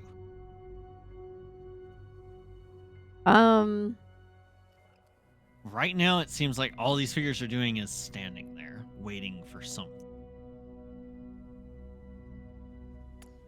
So I don't let on to these figures that I have noticed them. But I do call Roger over because of like, Okay. yo, I could use your help with this one. Kind of Sure. I'll tricky. be right there. Yeah, coming over. So Roger, you head over. Go ahead and give me a tech check. This will be for you. It's a 4d6 right now Who, me? Coming right up. for Roger. Okay. Yeet. Ari is still very close to you. Ari is like almost touching your back with her back because she's freaked out. 2 Ima. hits. On 2 hits, you're looking at this and you're able to tell like some of this was done by somebody who knew exactly what they were doing. Some of this damage was done in such a way that this could not be repaired autonomously.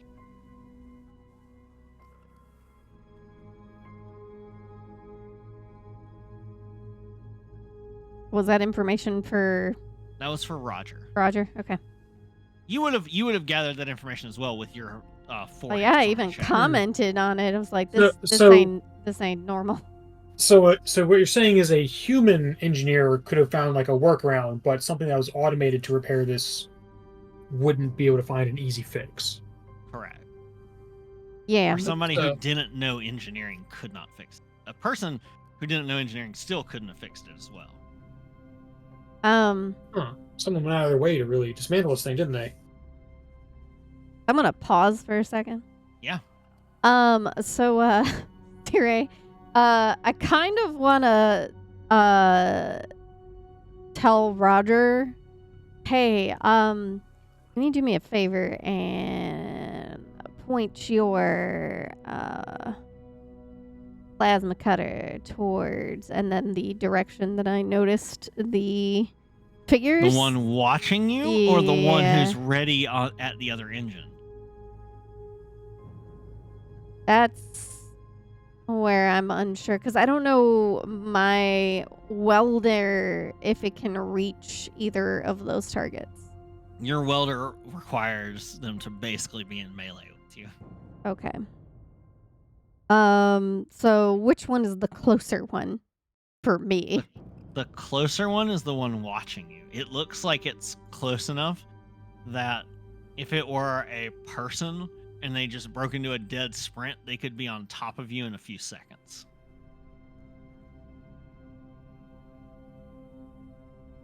So- Yeah, yeah. You ever feel like somebody's watching me? and I have no privacy. Oh, whoa. Oh. So what do you want to do? So Raj and Ima could share some like specific like code words that like, hey, You could try and use technical jargon that makes no sense and would basically, I'm sure you have some sort of things that are meant to be casual, like, hey, I'm in trouble signals for when you're doing salvage operations and you're broadcasting on open pineapple. channels. Or Banana, like- banana, banana. I was like, hand yeah, signals it's or like, something. I was like, you know what sounds like really fucking good right now? What's that? Pina colada and then like I don't like pina colada and it's gonna be some random Cotton candy. pina colada and cotton candy, and the cotton candy is basically a directional. Pina colada is like we have east, northeast, southwest, and then you have Yeah. above, I'll below, allow that you're able to convey that there's something watching us above, off to the below, side. left and right. And it says the Now, a critical question for you. Do you continue to work on the engine as you're telling him this? yeah. Okay. That just sounds, There is no reaction from the shadowed figure. but it's more of a hey, there's something there. Raj kind of nods like he's looking over the engine with you Ari and has everything. no idea what you're talking about because Ari does not usually do this part. Raj is kind of like nodding, looking at what you're working at, but he's also lowered his hand to his plasma cutter, and has spread his feet a little bit so he can turn and like lunge towards the one opposite Got the it. one Ima's going for. Got it. Um, Ari's like, are you almost done? Yep, just Yeah. give us 3, 2, go! Okay. And Raj will So spin. with that, I will give you both double advantages on this. So you'll add an extra 2d6. So you're adding 3d6. Since you're using your unique weapons, you use your highest stat for your dice pool. So 3d6 plus your highest stat. Okay, so that's 5d6 for Raj. Okay, so 3d6 plus the highest stat, And which is I'll give what? Ari a chance to realize what you're doing. Let's see. So you would get 3d6 plus 3d6. Yeah. So Ari does total of realize 6 that then. something's up. So Ari will get a chance as well. Alright, so 5d6 for Raj. Ooh, 3 hits. That's what I'd like to see. 2. 2 hits. If it's 5 and 6, yes. Yes. All right. Arya gets 1 hit. So as you like drop away from the stuff, multiple things happen at once.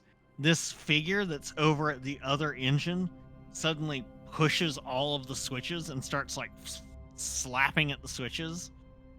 It pushes up the switches, and you hear corresponding clicks from the other engines as well.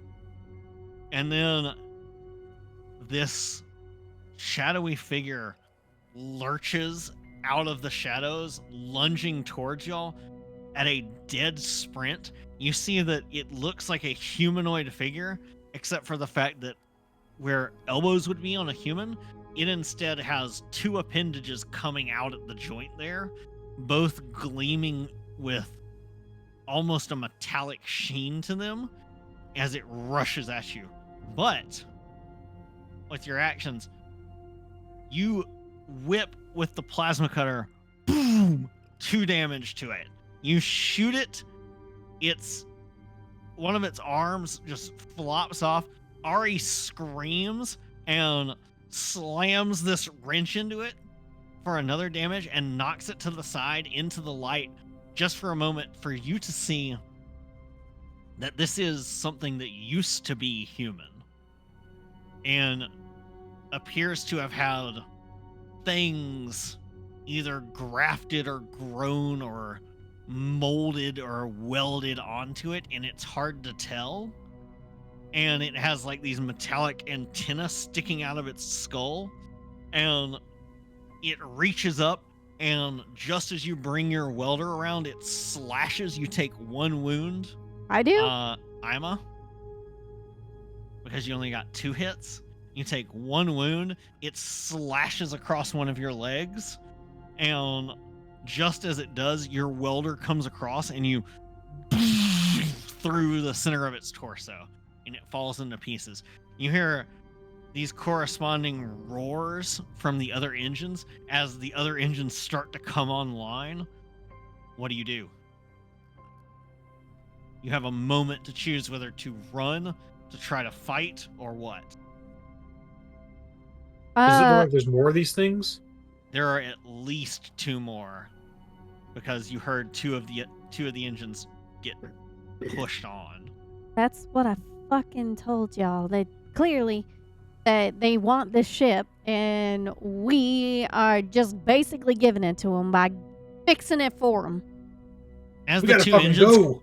as the 2 engines come on, the ship's AI suddenly appears in holographic form near you and says, "Please, don't be alarmed.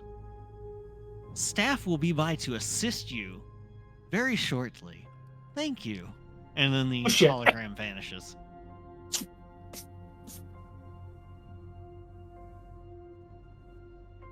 So, are you running? Are you going to try and destroy this engine before you go? What are you going to try and do?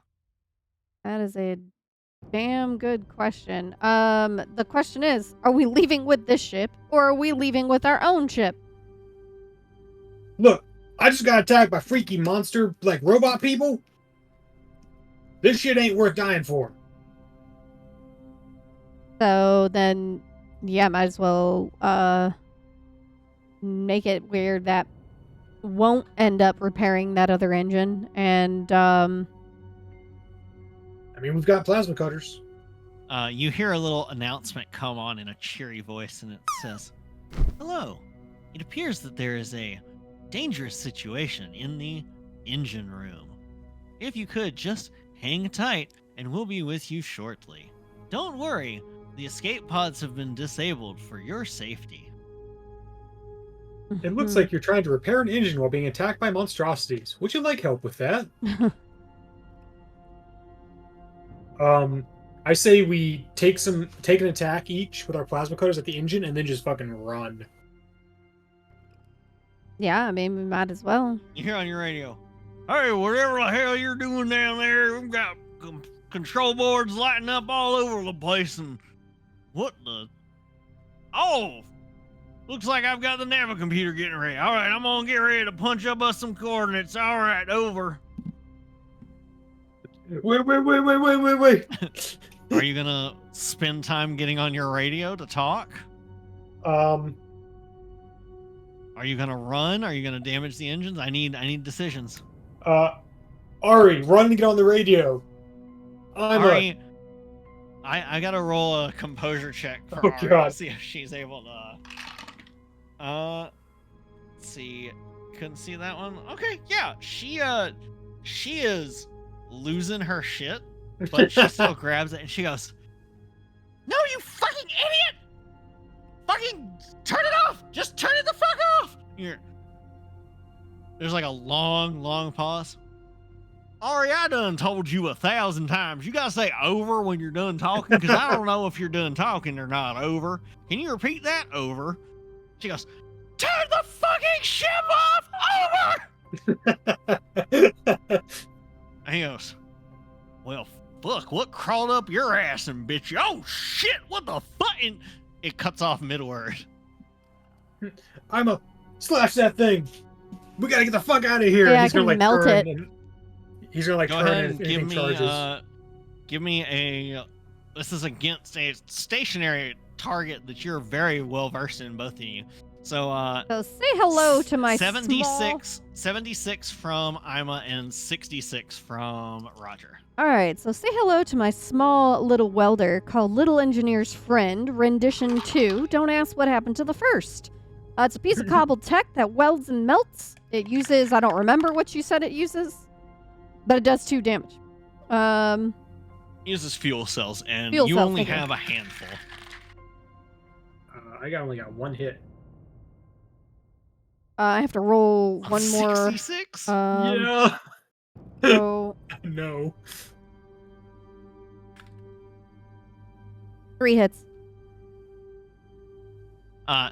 So as you hit it, Roger, and you aim at something and you hit it, you get your aim thrown off by the little like maintenance robot as it crawls down your arm, and you hear it say, "Do not worry, I will assist in fixing this device." And it goes up and it starts like trying to repair where you just shot it. No, little buddy, we gotta go.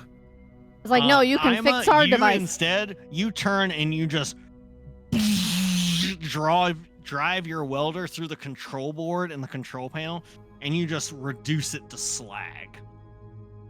But you know the ship can run the slip drive on 3 engines. You've destroyed one of them, but you repaired a third. And you know that at least one of those creatures is going to be going to turn it on. Do you try to sabotage the ship, or do you try to save your own hide?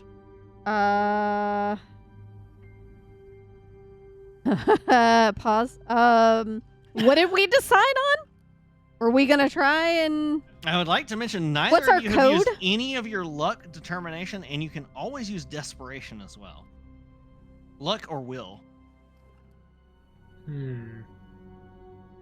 I will note, will and luck can be used before rolling, It can't be used after. Yeah, I know that. and they basically just mean that you make it happen. Yeah, like, what did we decide? So, according to our code, if we know that something terrible can happen to people, we should make it. You took one of them out already, and you Yes. know that means it either had 5 hits or 4 hits. You're not sure which. You either had 4 hit points or 5. Okay. So we need. The You question have is, limited do ammunition, we? though. Yeah, what is it uses ammo clips? Is that what you said? Yeah, I believe you start with 4 uses. Is that what it said? I believe that's what was rolled. What I rolled on my end. Yeah. You each had basically 4 uses of your weapon. I've used So once. I have 3 uses left as well then. Yeah. Um, When you're using them as tools, I will not count that as uses. okay. Yeah, I kind of When you're figured that. using them for like intended use. Now, if you used it to like make a barricade, that would count as a use. Yes, I understand. Okay. So yes, going back to our code or whatever. Um, it would involve us having to go ahead and sabotage the rest of the ship, yeah? Rather than just immediately go Yes. off. Fuck. Okay. So yeah, no, she's gonna do it because she's a nerd and she doesn't want to get in trouble, and she also So you're gonna try and just damage one of the other engines. Now, are you we're gonna go gonna to the have one that to. has not? Are you gonna go to the one that has not been turned on, or the one that has been turned on, or the farthest one that's also been turned on? What's the closest? The closest one is the one adjacent that has been turned on. You cannot see if there's a creature there or not. Basically, there's a 33% chance you'll go to one that does not have a creature. Yeah. Because one of them you are almost certain the one that's getting turned on has a creature at it. The other one, it's a 50-50 shot. If the creature stayed to guard it, if the creatures went to guard the one that's being turned on, or if the creature is like waiting to ambush or what. So I will roll it randomly when you get there. All right. Well, clearly the easiest option, well, it's the hardest option, is literally go to the closest one because it's a time-sensitive thing. So. Okay. You want high on D6. How many am I rolling? No, I was rolling to C. Oh, okay. You rush over there. I need both of you to give me your tech checks again. That's a 66 and because time is of the essence, you're losing some of your advantage. It's now 5d6 and 66. Am I the 66? Respectively? Yes.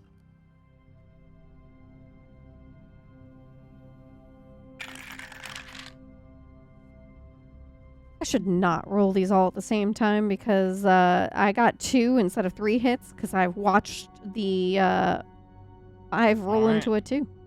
What do you get, Z-Ray? Might want to do a luck roll and add on to it. May have lost you.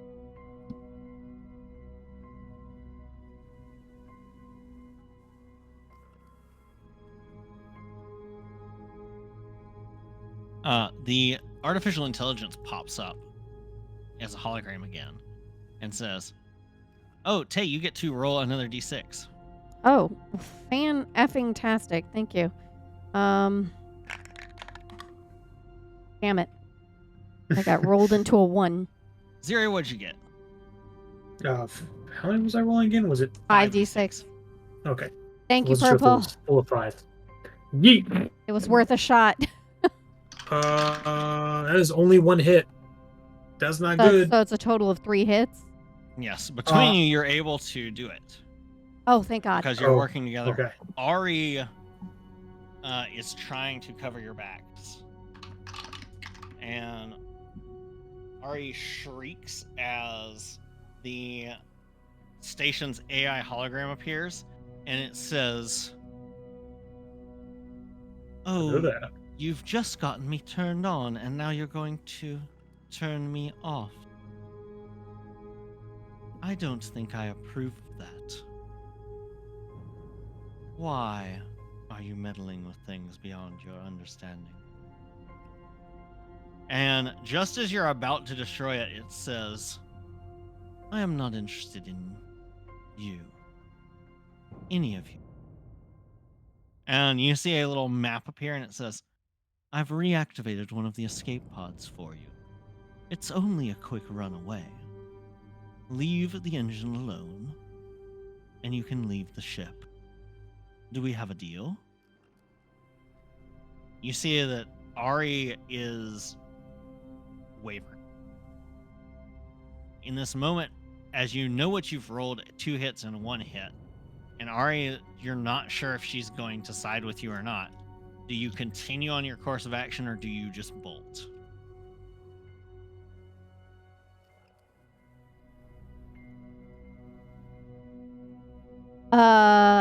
Again, the whole reason why we were wrecking it is because it's part of our code. It's clearly they're monstrosities Okay. over here trying to. Okay, so you're going through with it?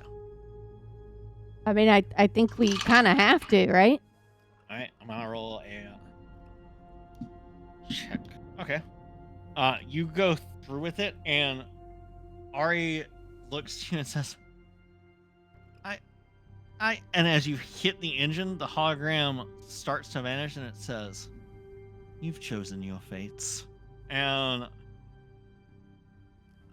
That's some rogue AI right there. And a loading crane sweeps from overhead that's usually used to grasp onto the engines when they need to be moved, and you see it slam into Ari and send her careening across the floor. Ari, damn it! Fuck up that engine. I'll grab Ari. Her wrench goes flying off into the darkness, and when she hits, you see her like twitching and trying to push herself up on her hands, but she can't move. She can't get up.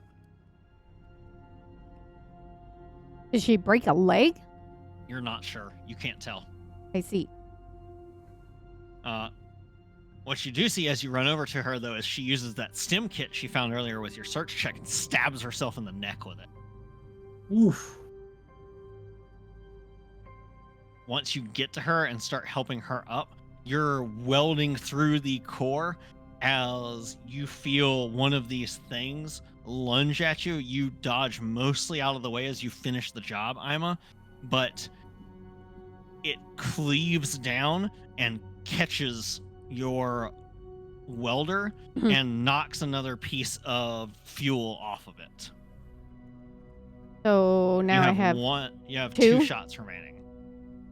And it roars at you, and are you guys running now? As you get Ari up and you see she's like hobbling. We wrecked the We engine, gotta right? go. 2 of the engines are wrecked, 2 of them are online. So they can't. They need 3. Yeah, they need 3 to slip point drive. Okay. And you have the little bot, yes? On my That shoulder. little bot Okay. ran off. Oh, okay.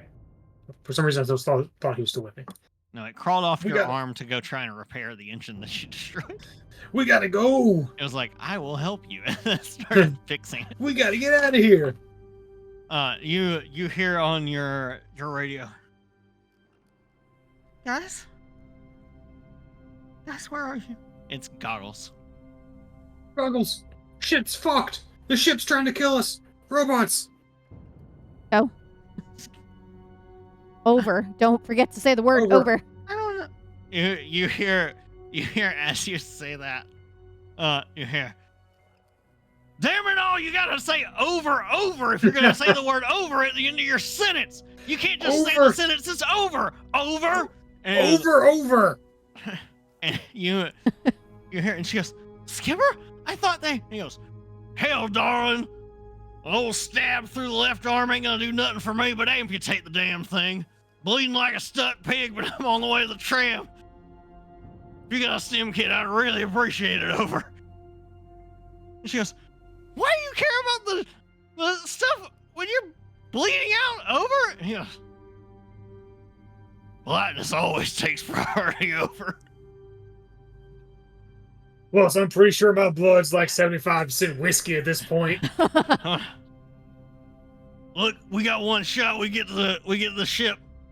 I can try and get it out of here. Look, if you gotta do it, if you can't make it to the ship, if you can find a working escape pod, I can try and pick you up. It's gonna be hell on maneuvering thrusters. But hell, if Ari and y'all are there, if we can all get off this damn thing, we can repair the thrusters with what's on the escape pod. Get the fuck off of this damn I was tomb. like, speaking of the escape pod, so the AI made the escape pod accessible. when you access, you have like little maps that show up on your, basically like on your suit. Yeah. You see that there is one active escape pod pinging, and it is in the it's in the medical wing. The question is it which closer is than our ship? walking distance. The medical wing is walking distance. It's the adjacent wing to engineering. Whereas getting back to the flight deck and the hangar requires you to get on the tram. We may have to meet you guys at the ship and take this escape pod, because otherwise I don't think we're making it to the tram. Over. All right, we're leaving. Not sure how much. Reception. Bridge. Tram. I guess we're getting on the bridge and tram. A hangar deck at the ship. Copy, over. Do not copy. Over. Repeat. Do not copy. Over. 1 by 5. Gone. Luck. Out. What the fuck? I don't know. I didn't understand that either. Because we're running as we're listening to this. Yeah, you couldn't get anything out of it. You're running. As you hear more of these things start to like amble their way out of the darkness. I need some flesh checks. We've been doing mostly tech checks, so now I need some flesh checks. So just to clarify, these are things that have like reanimated humans with like machine bits piloting them, right? Yes. Yes. Like endoskeleton type shit. Exactly. Okay. Horrifying. And they all seem to be under the control of one guiding intelligence. I'm sorry. I can't let you do that. As you Star start Fox. running and rushing, Ari is slowing you down. If you continue to bring her with you, she is going to mean that you're going to have to fight instead of just run. If you can survive to medical, there should be things that she could get herself going enough that she will not slow you down. But right now, you'll have to do checks to see if you can continue going fast enough. These will be flesh checks to like body her along. If you abandon her, you will not have to make checks to make it safely to medical. I mean, we got to go for medical so that she can go. And medical. Well, you medical have to go to is medical also- anyways. What yeah. I'm saying is, do you risk having to fight again or not? Knowing what you'll have to go up against and knowing your limited ammunition status. Shit. I mean, we gotta. I may not be a soldier anymore, but I'm never leaving a comrade behind. All right. Come on, Ari. So, Ari will make this check. I'm like, I already got a minus wound on the die. leg. You need to go ahead and make your check right now. Your check is going to be, this is a flesh check. So because of your background as a soldier and because you're making the choice to not leave a comrade behind, I'm going to give you an additional D6 on top of your flesh, plus the D6 you get for rolling. So right now that is 4d6 for you, I believe. Okay. And that would be 2d6 for Ima. However, keep in mind, neither of you have used will or luck, and you can always use desperation if you want. I forget what means desperation that is. something bad will. Yeah. Desperation means you add 2 extra dice, and you can do that after the roll has been shown, but it means that you have some sort of consequence to it. Yeah, I'm Yeah, gonna. something So we will have happen. 5 will points. Yes. However, I will note that when you use will, Mhm. it specifically states this lets you persevere through a situation by sheer force of mind and body. Represents making something happen by pushing yourself.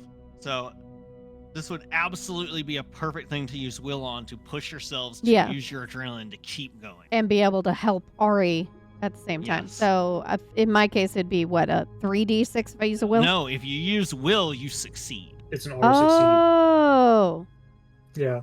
However, because of the fact that Ari is at 2 wounds and at 3 you die, Yeah. Yeah. you would both have to use will. Or one of you has to use it and the other has to succeed on a roll. Raj is going to use will and just carrying Ari on one shoulder is just going to shoulder check whatever is between him and their target with his robotic arm. Just shoulder check it out of the way. Emma, are you also using will? I mean, yeah, might as well. We're getting to that 11:35 mark. We gotta go. Yep. So you guys just book it. Ari is... I also have a wound on my leg anyways, and I'm trying to book it. Ari is like just south of hysterical at the moment. Just shy of you it. got this. And you got she this. is like, thank you. Come on. No, don't thank us yet. Keep going. As you keep going, she is unarmed at this point. As you knew, she lost her wrench. She is desperately fumbling in her med kit for something at the moment. You see, she finally comes up with what looks like some of the chemicals and medicines she uses, and she mixes two of them and draws it up in an injector, and she's holding that as a makeshift one-use weapon.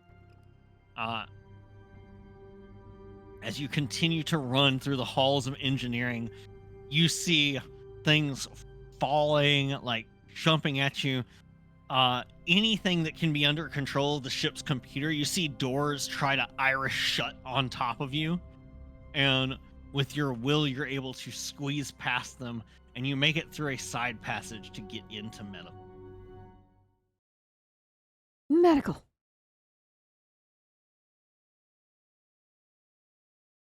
As we get to medical, you can hear machines and beeps and other things. Oh crap, hang on, things are breaking. I know, it's going to take a second to load. You hear things. It made me refresh earlier for medical to work. Oh, I went to go and edit notes and it all really messed up. So. Yeah, I think it's because it's trying to load medical.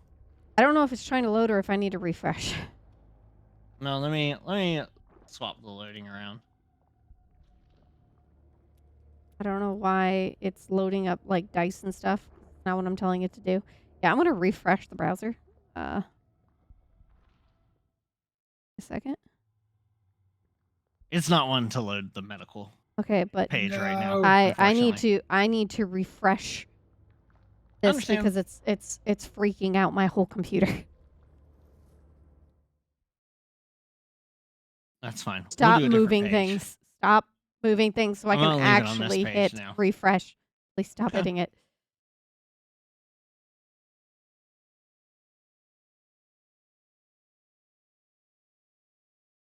As you guys run with Ari, she also gets out another stim kit, and it's basically she's holding it, and she looks to you guys, and she says, "Who's hurt?" I mean, I got think this. We both are. I got this little thing on my leg. Which of you thinks you're a better fighter? Roger, duh. She stims you, Roger. You get to ignore the debilitating status of your wound if it comes up temporarily. I literally cannot refresh this. It's completely broken. Like I have to completely close. Okay, it's fine. It's fine. We don't need it for the last few minutes. Oh, everything crashed. We don't need it for the last few minutes. You can hit join. If it works, it works. If it doesn't, it doesn't. It's okay.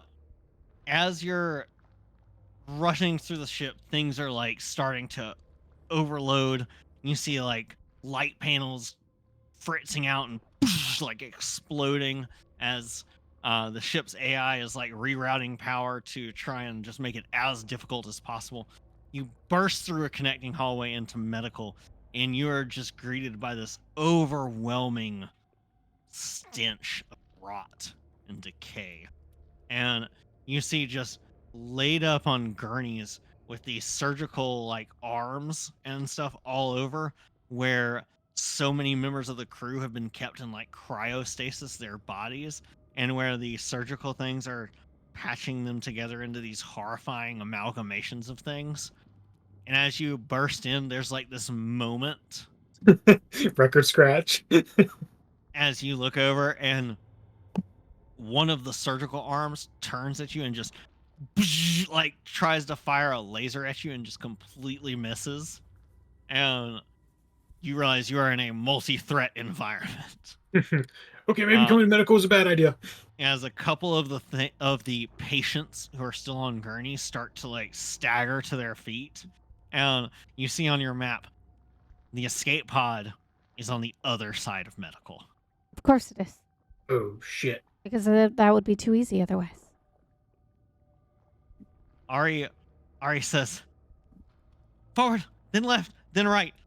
Do you trust her judgment in this moment?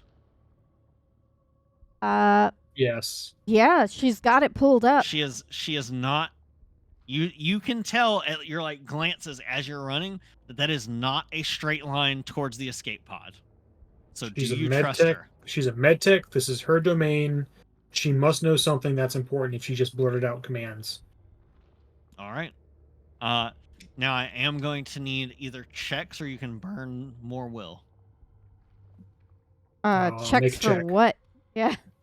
This is checks to avoid dangers. So right now, We most can't of really it will be sneak, tech right? Because they dangers. can all see. No, Oh, they know we're here. Okay. Yes. There is no time for stealth. So this will be a tech check. You have lost most of your advantage. It'll be your tech stat plus a d6. If you can tell So it'd me, be I will 46? give.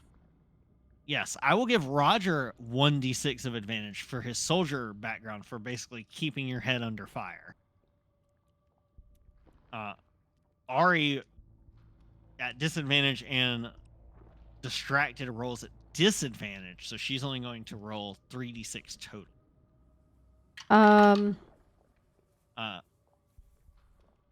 Ari So I gets have no hits. 4d6, right? Yes. So we're both rolling 46? Yes. Correct. No 2 hits. As you're going, you guys are dipping and dodging. As you turn, Roger, you are going to have on no hits. Either your suit is going to be damaged, which means you will not survive in the event of a hull breach, or you're going to lose your plasma cutter in blocking a hit, or you're going to take another wound. So make a choice. When you've made your choice, let me know. Ooh. Ari, go ahead. I think he'd take the suit damage. Okay. You get basically your helmet is like slashed off of your head by one of these things. It knocks you to the side, but you don't take a wound.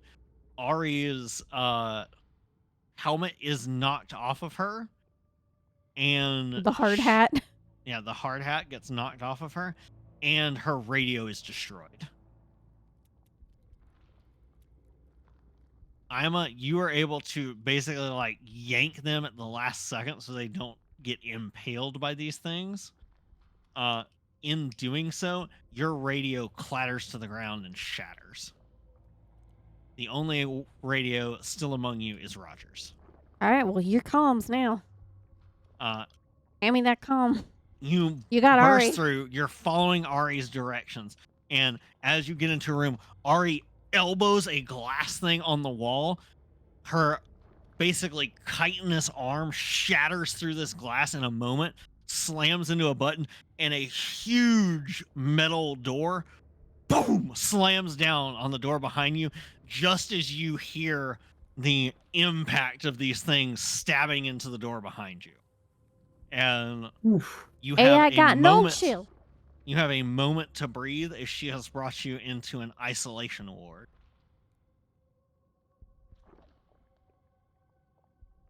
I need search checks, please. This is going to be done with disadvantage because you're having to do this as fast as possible. So this starts at 2d6. You are making this as quick as you can. Ari's going to get quite a bit of bonuses here because of the fact that this is her domain, and she can give each of you an advantage. So you will each roll because you're going fast, each of you roll me 46. She's going to get to roll 66. Hmm. One hit. She got 2 hits. I don't know So if I this is the wanna. search table. If you want to spend luck and pick something specific, you can. I mean, I don't know what exactly we need at this moment is the problem.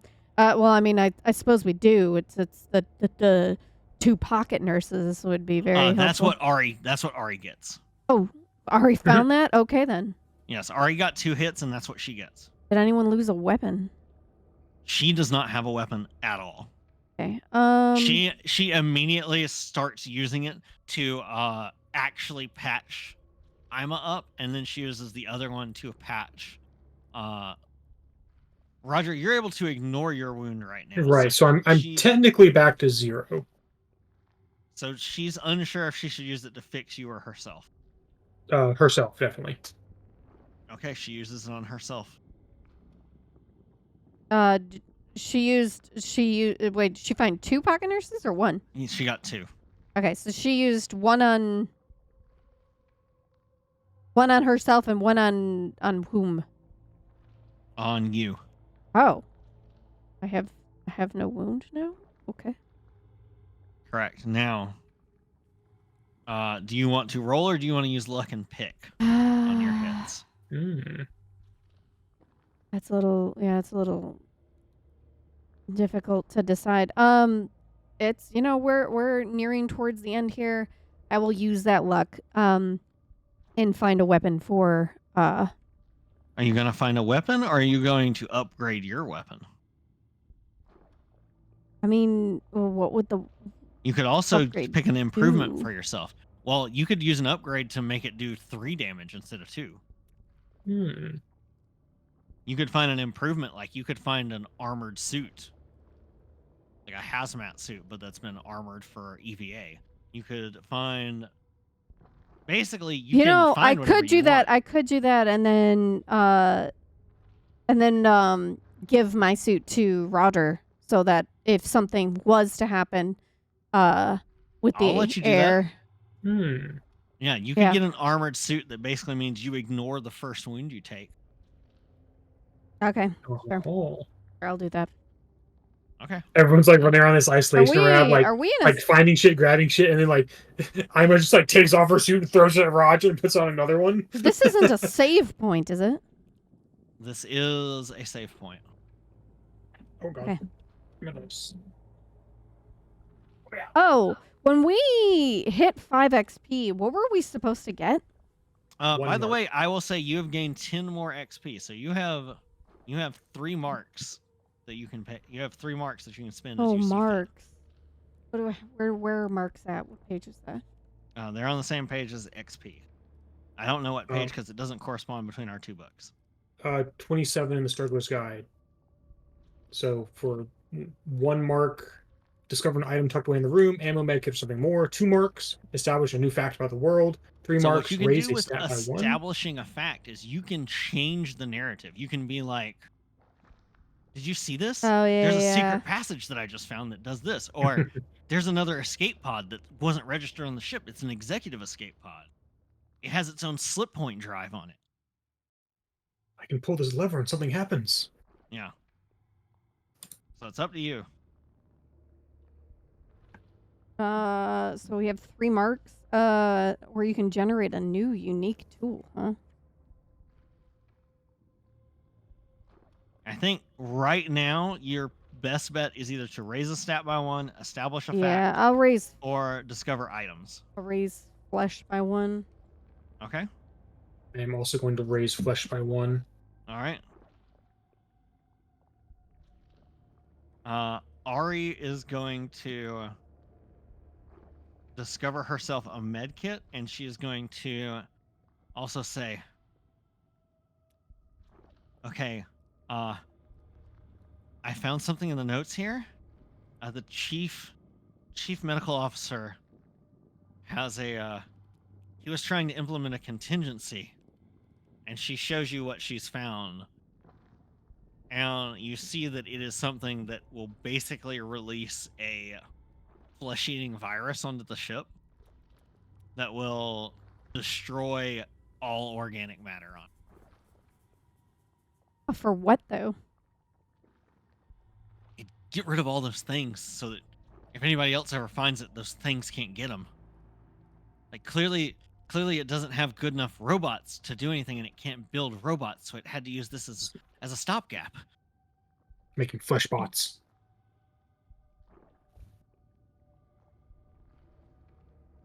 I'm not sure I understood the new fact. Do you want me to do that? That means that we have very, very limited time to get out of here. Oh, so you mean it? No, it would just be bots at the end of it. It would no longer be piloting. You're not sure what it would do for you, but you know that if anybody else ever comes out here, the flesh creatures would be dead. Oh, so we could essentially come back later if we wanted to. Possibly, yes. We're basically denying the AI its army of like robot zombies. Yeah, but it's gonna be a problem regardless for whoever decides to come back here because of the rogue AI. But it will just be rogue AI, not Yeah. an army of flesh zombies. Yeah. As she says that, she goes, as she has a realization, she's actually going to establish a different fact and say, oh fuck, do you think they remembered to turn off the point defense system?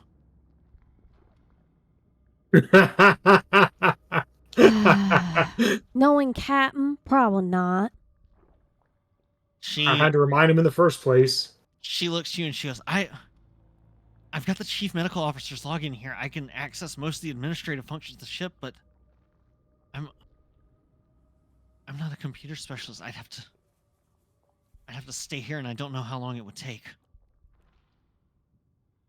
You hear the thing still like slamming on the door. On the doors outside, yeah. Oh, god dang it. You telling me I gotta... Fuck. Alright. You gotta make a choice. Is this something I can do? Better than her? You could try, but if you tried and failed, you might lock it out. She's talking about she knows she can do it, but she'd have to do it slowly and take time to be able to do it without accidentally risking a lockout on the system. You could potentially use a luck point to do it, but something else will happen because of that. I mean, I used the luck point. You only get one. Oh, right. Did you also use your luck point? Talking to Roger. Yeah. I still have both of my luck points remaining. Wait, both? I thought you only get You one. start with 2. Oh, it's 5 and 2. Yeah, it's 5 and 2. Oh yeah, you did use one. You used one so that you could. Oh no, that was Will. That was Will. Yeah. So, do you want to do it? I mean, would luck do Generally, something? when you use luck, something else happens. There's usually good luck and bad luck at the same time. Right. It guarantees your success at what you're doing, but generally bad luck at something else happens. And Will does. Of course, a Will in that part, I don't think Will cannot be here. used on this check. Yeah. I mean, I think Will could be used on Ari's part, but... You could make a tech check here if you want. But if you get 0 hits on a tech check, it's going to lock out the system. And then you will not be able to... I mean, what turn are off the we... defense system. What? I mean, my tech check is what? I've got... In this case, because you've got 3. a moment, you have a you would have a 5d6 on it. Hmm.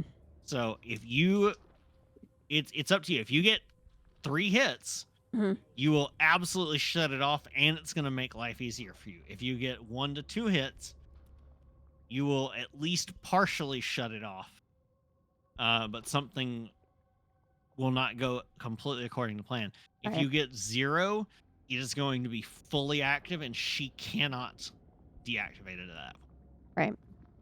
So it is your choice. I mean, I can use my other luck point to make it... No, luck point would... After you've rolled, you can't. Correct. I'm saying if I use my luck point, though, Yes. that will add what? But you could also use desperation after you.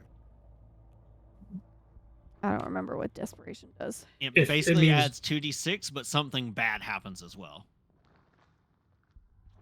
Hmm. I think we're looking at trying to use the luck here, right? Is that Okay, if you want to do that, that's fine. Mark your last on? luck as used. You look through and you're like, wait, I was just reading about this system, and you quickly go through and you tap through, and you realize as you're doing it that you're able to access it, but you know that the system is built on flags, and that as you're doing it, you realize that the AI at the moment is not exactly sure of where you are. When you shut off the engines, it lost access to most functions of the ship, but as you are going through and altering things on the computer, it is piece by piece establishing exactly which terminal you're at. Yeah.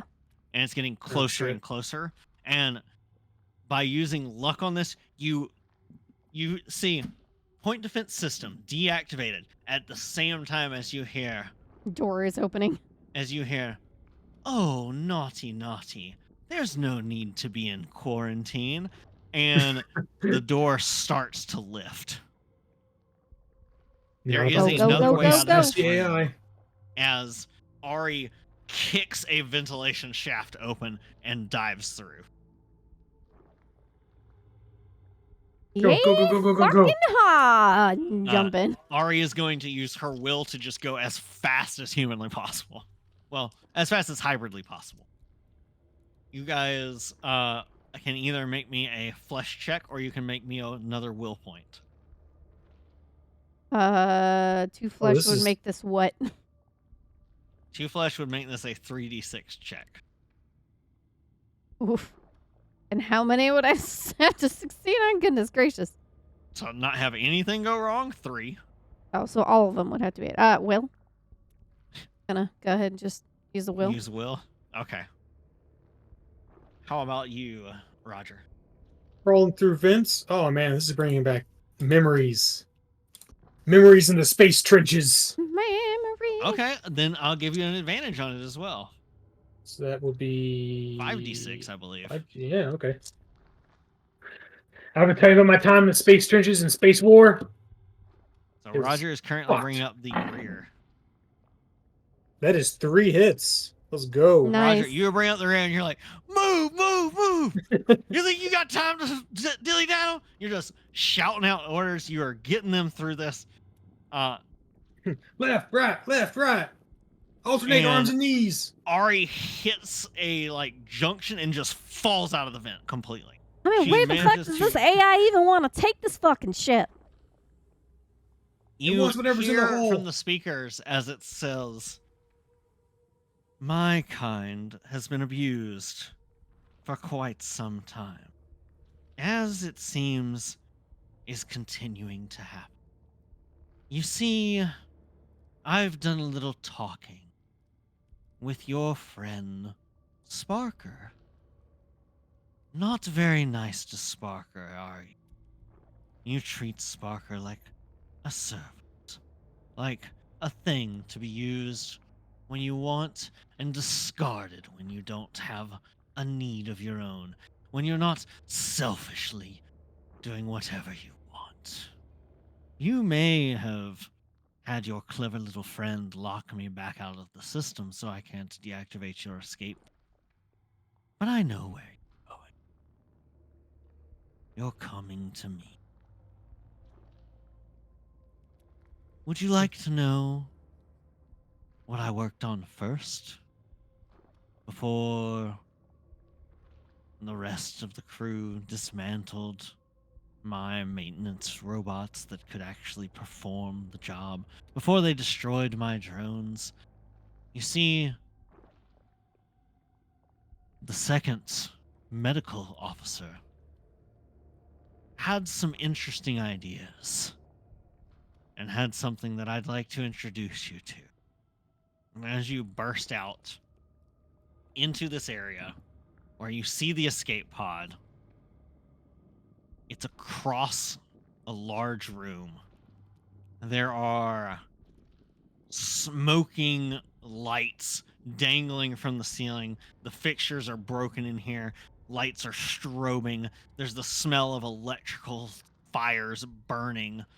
And all over that, you smell the rotting stench of decay as you see this horrid amalgamation in front of you of at least 3 to 5 bodies and probably 2 robots, as this thing is a nightmarish, almost Drider-like creature of flesh and steel. And the voice over the speakers comes in and says, "I'd like you to say hi to Barry. And Barry's gonna say goodbye now."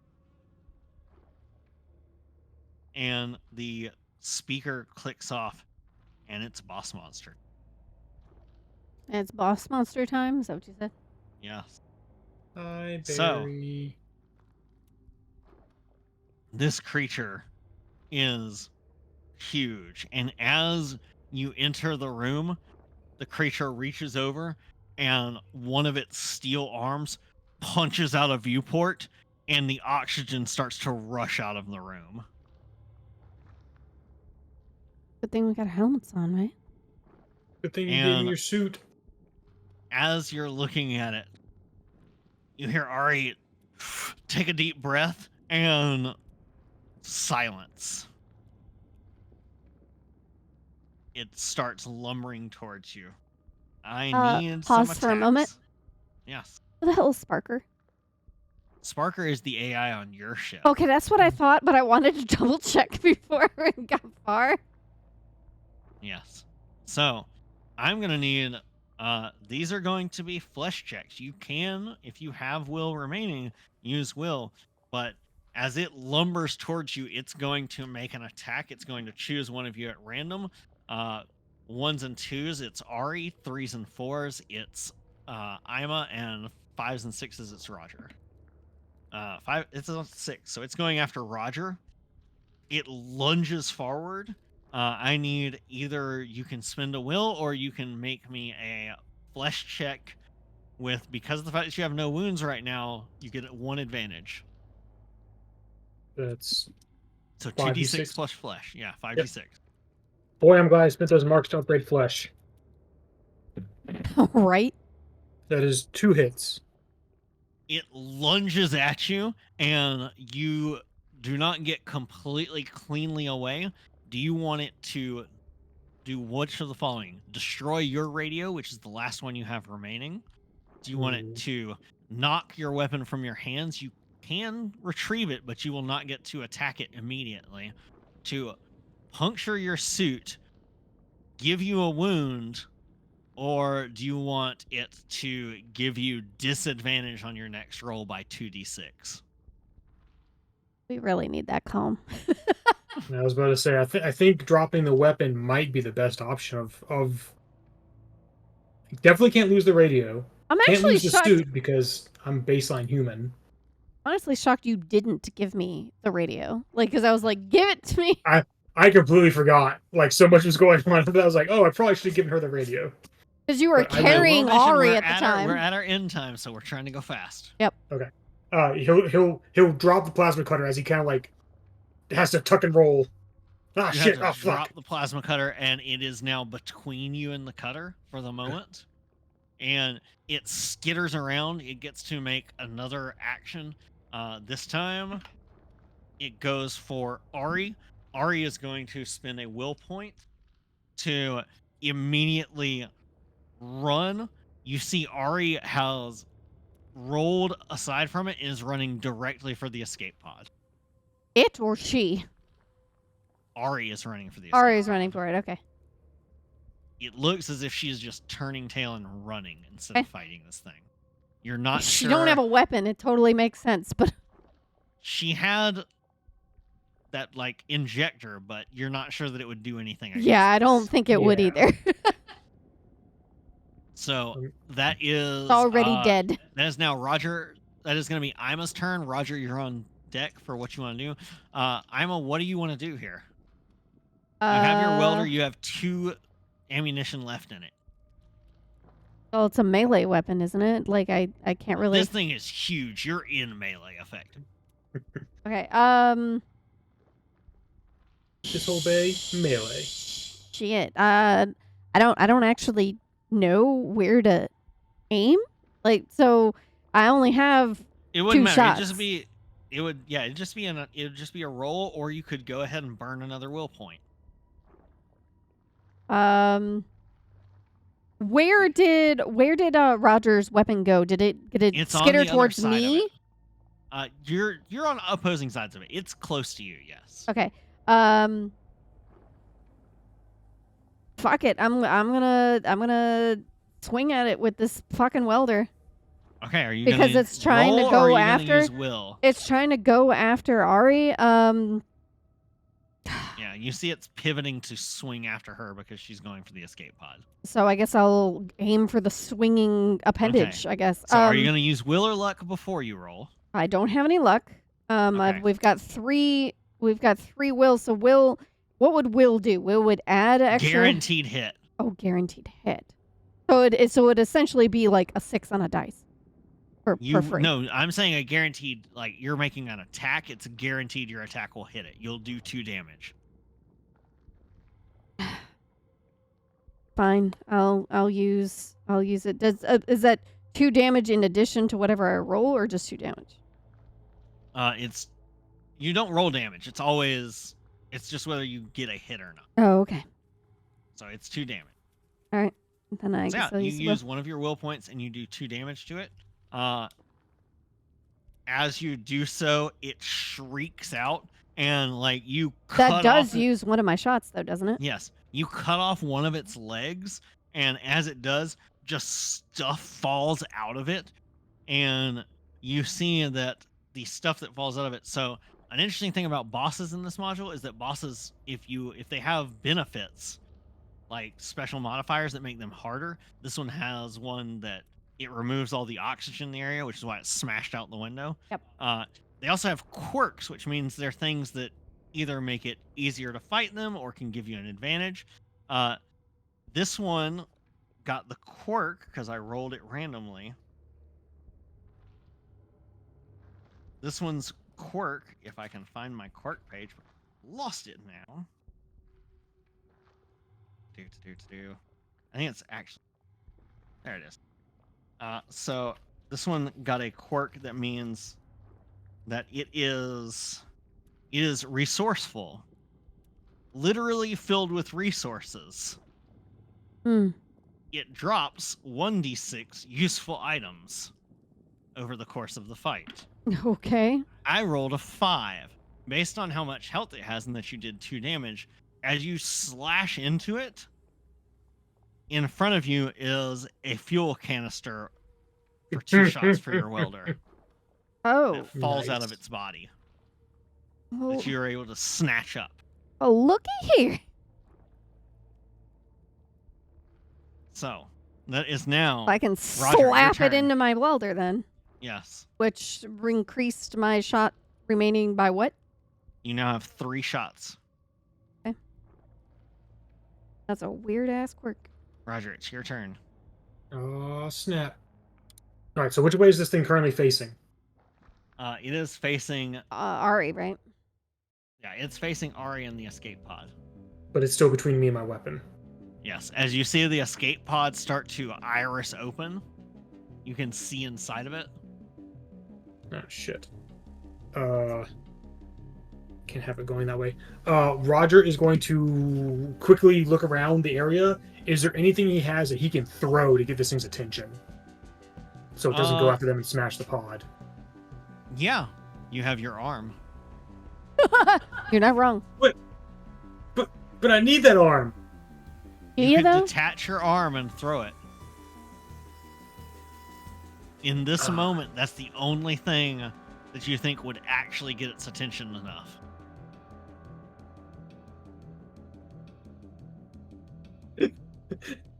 Chat, There's you let me your know mo- if the audio got too loud. There's going to be a moment where it's like really intense scene, and then you're just going to hear Roger yell, "Hey, asshole! Need a hand?" Bonk. Go ahead and I'm gonna give you 2 advantage on this. Roll roll flesh plus 3d6.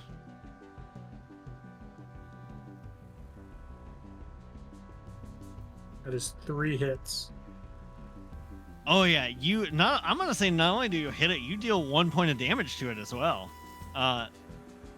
There's a So blade that pops out of his arm or something. I don't it know. shrieks out and whirls on you. You see that doing so gives. I'm basically having Ari take her turn between yours right now, even though it's not her turn yet. You see that this gives Ari enough time to get into the escape pod. She like dives in. For the moment, the hatch has not shut. You don't know if she's gonna just take off without you or not. I believe in our crew. Roger, you can go ahead and if you that gives you enough time to scoop up your plasma cutter, but you do not have enough time to make an attack before it gets to go. Yep. It's a good thing my plasma cutter is small and not two-handed. Yeah. It roars. It goes after Roger, and with 0 hits on 7d6. Holy shit. Holy shit. It rears back. Did it 2 slip on its own giant jump? blades slam down, and they hit perfectly on either side of you. You managed to like turn at the last second. So what would have basically cut off your remaining arm, and had your other arm still been on there, cut that one off too, instead go to either side of you.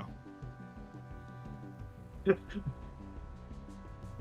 gonna need a new suit after this. And they dig deep in.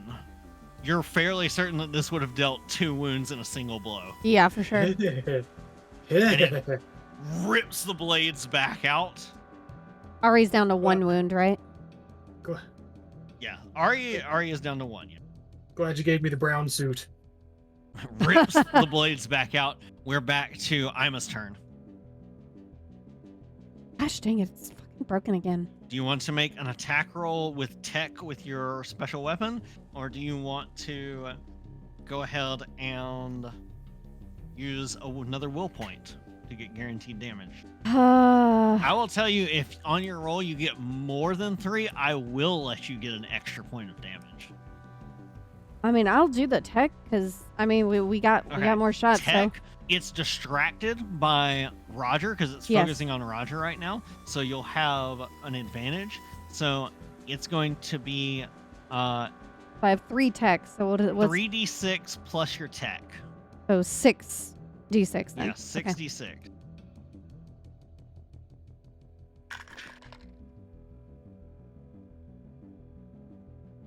Two of them are stuck in my dice tower? Mm-hmm. 3 hits.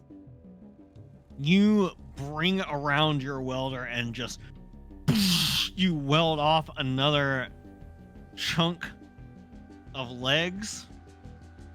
It roars. It is now going to lose. Does it have no legs now? It's made out of multiple bodies. It still has plenty of legs, but it loses 1 attack die because it is no longer as stable. We are moving toward the escape pod, right? Are you? I mean, I feel like we want to be where if it misses you, it would hit the escape pod. Oh no! I was saying we're in the direction of the You're escape in the pod same because room as it. Yes. It like opens its mouth and you realize it's silent. This is the moment you realize that all of the atmosphere has vented completely from this room. You start to see frost creep along its flesh. It turns. It is Roger's turn. Okay, so it's now facing towards Ima, right? Yes. Okay. Roger's going to begin circling around it to get to the escape pod, but while he's doing that, he's going to attack it from another angle that's not looking at. You have a d6 and an advantage. It crashed again. D6 advantage. So that's 5d6. Yes. Okay, I'm gonna use a will. All right. You go ahead and do 2 guaranteed damage. Your plasma cutter launches out. You slash off one of its primary weapon arms. Hell yes.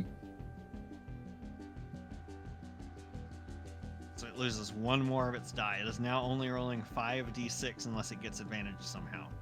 You Only hear 5d6. noise from the escape pod. You see lights emerging from it. You start hearing systems online, and Ari shouts out, "We don't have much time. We gotta get out of here." The thing roars, and it is done with this tiny creature that has hurt it the most so far. It comes down with... It rears up. It's going to do a special attack that's going to give an extra advantage die to everyone attacking it after this, but gives itself an advantage as it goes after Ima. 66.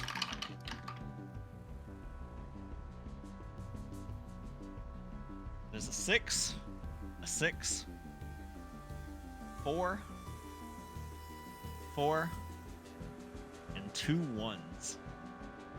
Holy shit. So 2 hits, but I have upgraded. So it lunges and You got it the armor. stabs into you, and one of the arms, the blade snaps as it hits your armored carapace.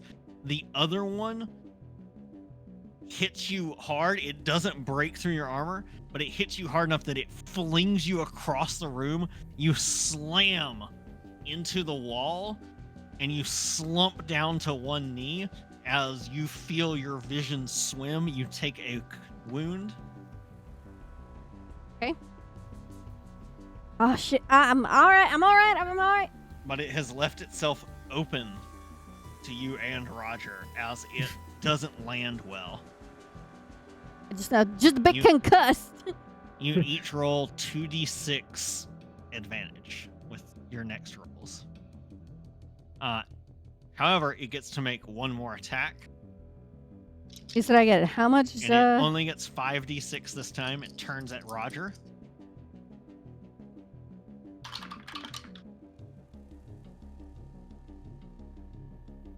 That is 1 hit. It turns at Roger and it rears back and hits you a glancing blow for 1 wound. However, because it is only 1 hit, one of its legs snaps out from under it. It takes an extra point of damage.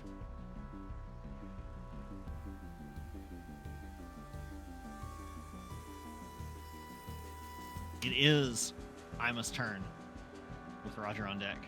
Okay.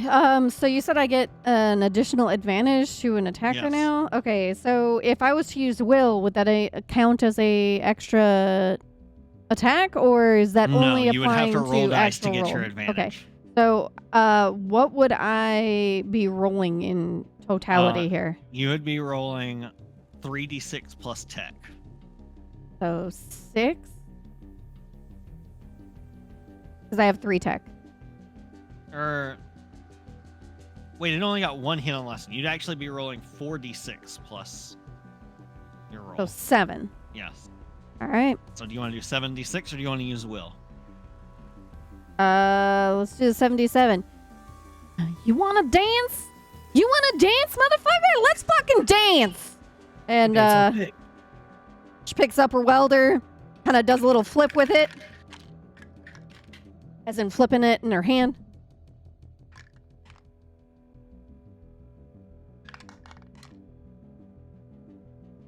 Damn, only 3 hits.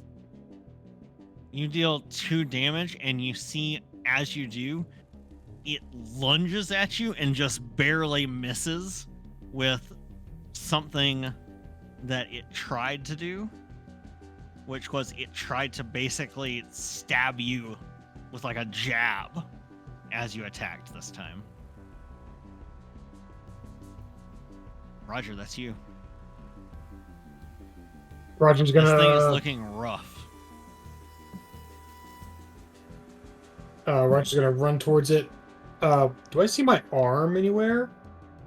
Yeah, You did throw your it. arm is close to where the escape pod is. Okay. You know, Ari should probably grab it.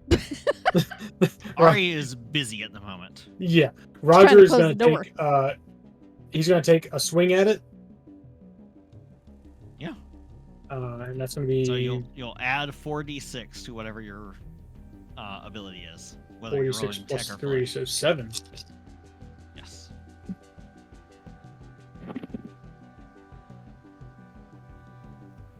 Okay, and roll 2 more. That is 4 hits. Oh shit! This 6, creature 5, 5, and 6. This creature started combat with 12 HP, and it was currently at 3. You hit it for 3. As you bring the plasma cutter around, you see something writhing inside of it. You adjust your aim. As you do, you realize that the creature has once again looked at Ari. You see it rearing back an arm. How do you finish it? The bit he noticed inside, I'm guessing, is something important. He is going to turn on his plasma cutter and just full on, like, shove it inside this thing, rip out his hand, leaving his plasma cutter on to, like, burn and possibly detonate, and it's just gonna fucking full on sprint towards the escape pod. And All right, on the way, I need either a. Go ahead. On the way, he's going to not even bend down to pick up the arm. It's just going to kick it through the Into door the to the pod? escape pod and just Okay. dive in. Okay, I need either a flesh check with 1 advantage, or I need another will point to get to the pod before your plasma cutter explodes. Same with you, Ima. I will use a will. Yeah, I'm gonna use one of my 2 wills. And Ima, as you rush past it, running that way, it is still going to try to take a swipe at you on the way out. It's doing this with only 5d6. It has to get 3 hits to be able to hit you. We got an ad. Of course, we got an ad right as you roll the damn dice. Ima, I would like you to come look at the dice. Fuck.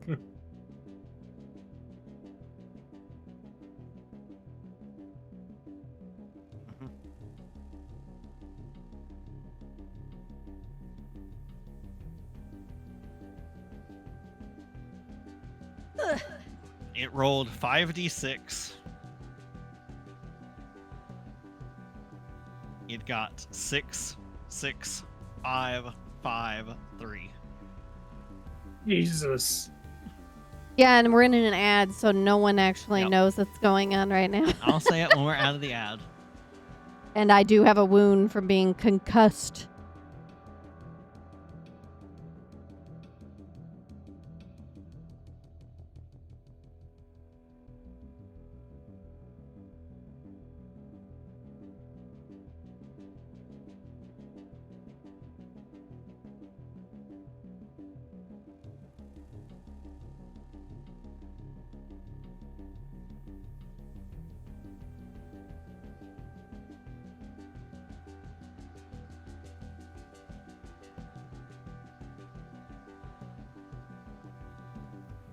So Ima, this is its last dying gasp as it's lunging at you. Mm-hmm. It rolled 4 hits on 5d6. Mm-hmm. Now, you have a choice to make. As we bring this session to an end, does it outright skewer Ima? Does it hit Ima and rupture her suit and cause 1 wound? Does it slam Ima so hard that she slams in the escape pod and damages the pod and immediately launches it? Or does it do something else that is equally bad? So that's kind of difficult because We can have it damage the suit, but then she's going to start slowly suffocating, unless the escape pod has life air. support. You know escape pods have life support. So, that honestly kind of sounds like the best option in that it does mess up the suit. As you run, you're running right behind. You're running right behind Roger. You're almost to the escape pod, and then you just realize like your legs are moving, but you're not. And you look down and you see this giant bone and metal scythe has just stabbed you through the lower right abdomen. And has lifted you off of the ground. And you feel red creeping in at the edge of your vision. And as it does, the plasma cutter in its chest explodes. The arm bursts off of it. You are launched end over end into this. You are launched onto your side and you skid into the escape pod. The second you're in, Ari slams the hatch close button and poof, the escape pod launches. You see the drones of the point defense system hanging in space, inactive. Yep. Swivel towards you and do nothing. You hear a crackling on the radio. Repeating that message. Is anybody there? Come in, come in. We're trying to find you. Repeating message. Where are you? We need a location from the ship. We're trying to locate you. Over. Roger's the one with the comms. This scythe is still stuck in you. You are at 2 wounds.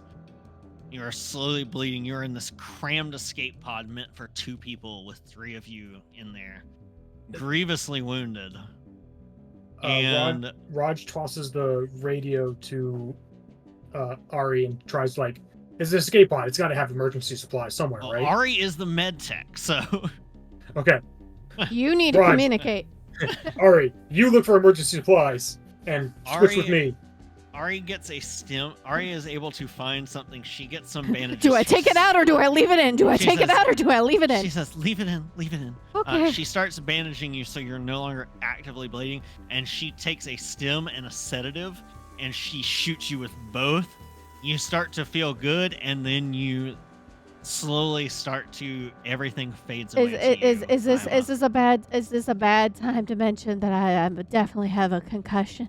Is this a bad time I say I have a concussion? As everything starts to fade away from you, Roger, do you get on the radio? Okay, so I'm conflicted because one, it could be Skip actually actively asking. It is Skipper's voice, Skip for sure. Okay. However, Roger knows that radio comm security is an important thing, especially in like a military setting. This is an AI. It is entirely possible this AI is imitating Skipper's voice, asking us for our location, etc., etc. So Roger is going to do something. With this thought in mind, I'm going to allow you to make a tech check with 2d6 advantage. Oh shit! And tell Sparker that it's awesome. Yeah, that sedative's hitting real good. You can make a tech check with only 1d6 advantage as well, as you're starting to pass out, Ima. How many am I rolling? 3 dice? You'll roll tech plus 1d6. So you get 4. I'll also get 4. Right? Yeah, because my tech is 2. Only 1 hit. 1 hit. To be fair, we just got out of like intensely adrenaline-fueled nightmare. So you want to get at least 2 hits here. I'm doped the fuck up. Well, that is 2 hits because I got 1 and they got 1. No, I meant he wanted to get 2 hits. Either of you want to use desperation here? I mean, I'm passing the fuck out, so you kind of. Oh wait, no, I don't want to. That'd be bad for me. Yes. Roger, would you like to use desperation or would you like to use? Well, you can't use luck or will now. I mean, I guess yes. chat could help us out. Okay, chat could also help. Chat! Another D6! They're not listening. It's in space. No one can hear you scream for No one can additional hear you D6s. No one can hear you scream in space. Wait! Doki screams, wait. Doki! Wait, Doki. We're begging. Does Doki have enough points? We're begging on our hands and knees. I think they're trying to find the D6. Give it to Zero, don't give it to me. I'm loopy on drugs. I'm on the drug. We'll see if you have to use your desperation or not.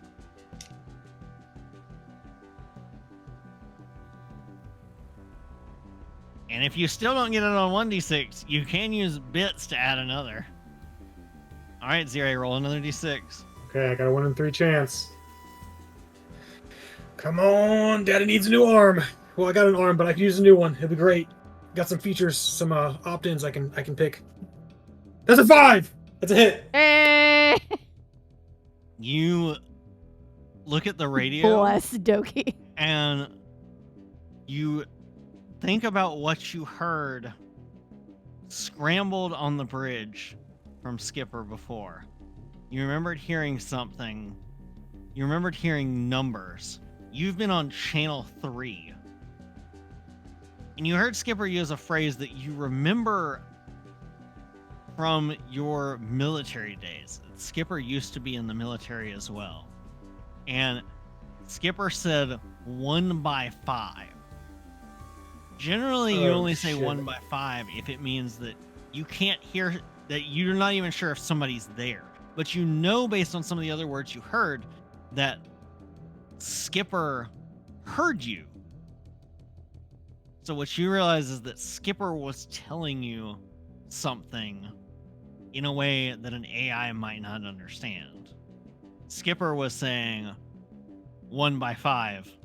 You've been on channel 3. And that's where all of your open communications are. Channel 6 is encrypted to the walkie-talkies alone. So 1 by 5 saying 1 plus 5 go to channel 6. That's what you get from your check. And as Raj looks down at the radio, sees it's still on channel 3. Look, we need a damn old location if we're gonna get out there and pick y'all up. And you notice just there's these tiny little pauses between some of the words that don't sound correct. Raj looks at the radio, sees it's still on channel 3, clicks the SIN and just goes, "Fuck you, over." Changes it to channel 6.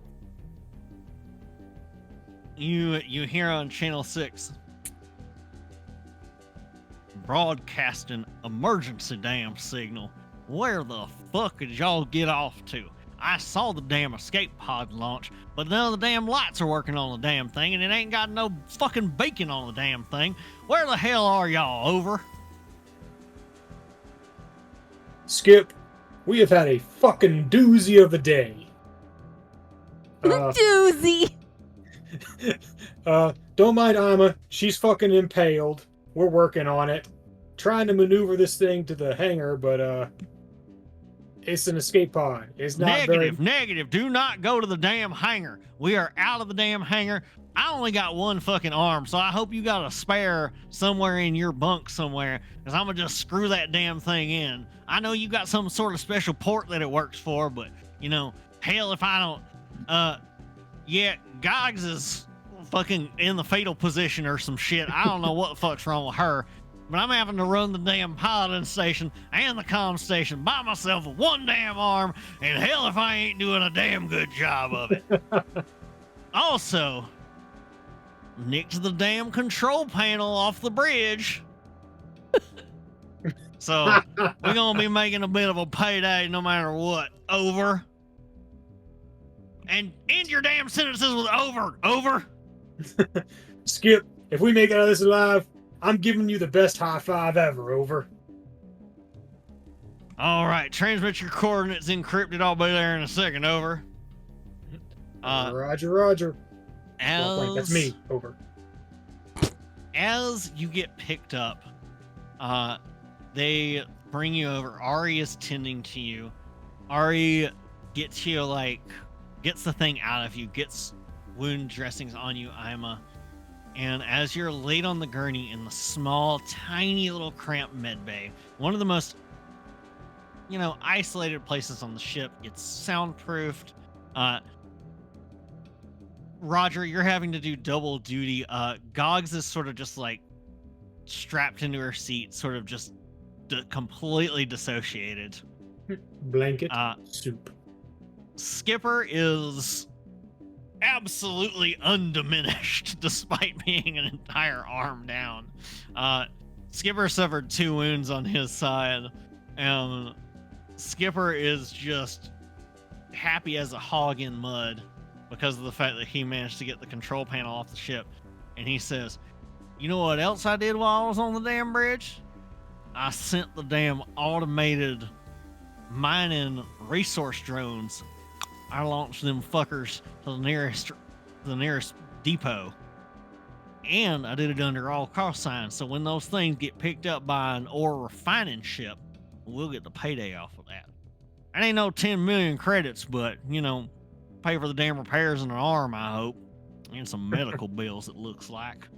Maybe some therapy, too. And you're sort of hearing this all, like, secondhand. Roger, as you're talking to Skip, give me one last tech check.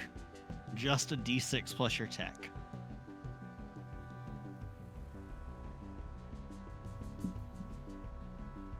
Two hits. You have, like, checked over everything you can. You made sure that, once you were done with it, you got rid of any of your computer equipment that you had brought on board the ship. There was nothing that could have brought any other issues back. You think that you made it out of this just fine. I'm in the med bay. You're on the gurney. You're sort of you're not strapped down. It's like a cot you're sort of sleeping on. You're still sedated. You're woozy. You open your eyes a little bit, and you see that Sparker, your ship's AI, is sort of on this little hollow pad. There's a little hollow pad for Sparker in all the rooms. And Sparker looks at you, and Sparker sort of crouches down, despite the fact that it's a hologram, to, like, look more on your level because you're laying down, and goes, oh, you're going to get better real soon. Don't worry. We're going to go to a nice medical facility and get you patched right up. I've made sure to go ahead and update your medical file so that you'll get plenty of sedatives on the way there. And then sort of leans closer and says, I can't have you thinking too hard about what the Takamori and I talked about after all. So just rest your little head, and I promise you guys earned yourselves safety. You guys earned a what? You guys earned safety. The people who made me, not so much. And as you perhaps try to fight it, you feel the automated machinery that gives you your doses of sedative. You hear the of another dose, and you black out. And that's where we end our session. Fuck. The threat wasn't the robot zombies. It was the fucking AI rambuncty virus all along. That's what she said right off the fucking start. Thank you all for joining us tonight, and thank you so much, Doki. Doki saved the fucking day. For allowing our heroic crew to actually survive their encounter. Yeah, kind of honestly shocked that everybody survived. I figured someone was gonna be gone. Goggles is gonna be gone. The monster rolled really bad when it had so many dice, and then I rolled 4 hits on a 5d6. Thank you, Meter Monkey, for the follow. Thank you, everybody. This has been fun. We might revisit this system in the future. I don't know that Tay loved the system. I'm not, I don't do well with horror in general. Like, the system, like, the way of doing the D6s was fantastic. It's just that the theming is just like, oh God, I hate this theme. I don't sleep well after these kind of theme stuff. And I'm like, and I'm like, but you played it kind of tame. Well, Bless. I wanted there to be, and I'll share this with chat. What I wanted it to be was not just instant out of the gate, like monsters fucking everywhere. Killing, yeah. There'd be no reason for you not to just hop back on your ship and leave. And because of the fact Fuck that this, I'm out. horror is about tension, so I liked building the tension, having these things that you could see.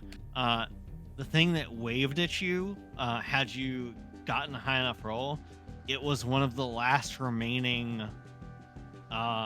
medical droids that had not been taken over by the AI. It was trying to warn you, but one of the creatures got it before it could help.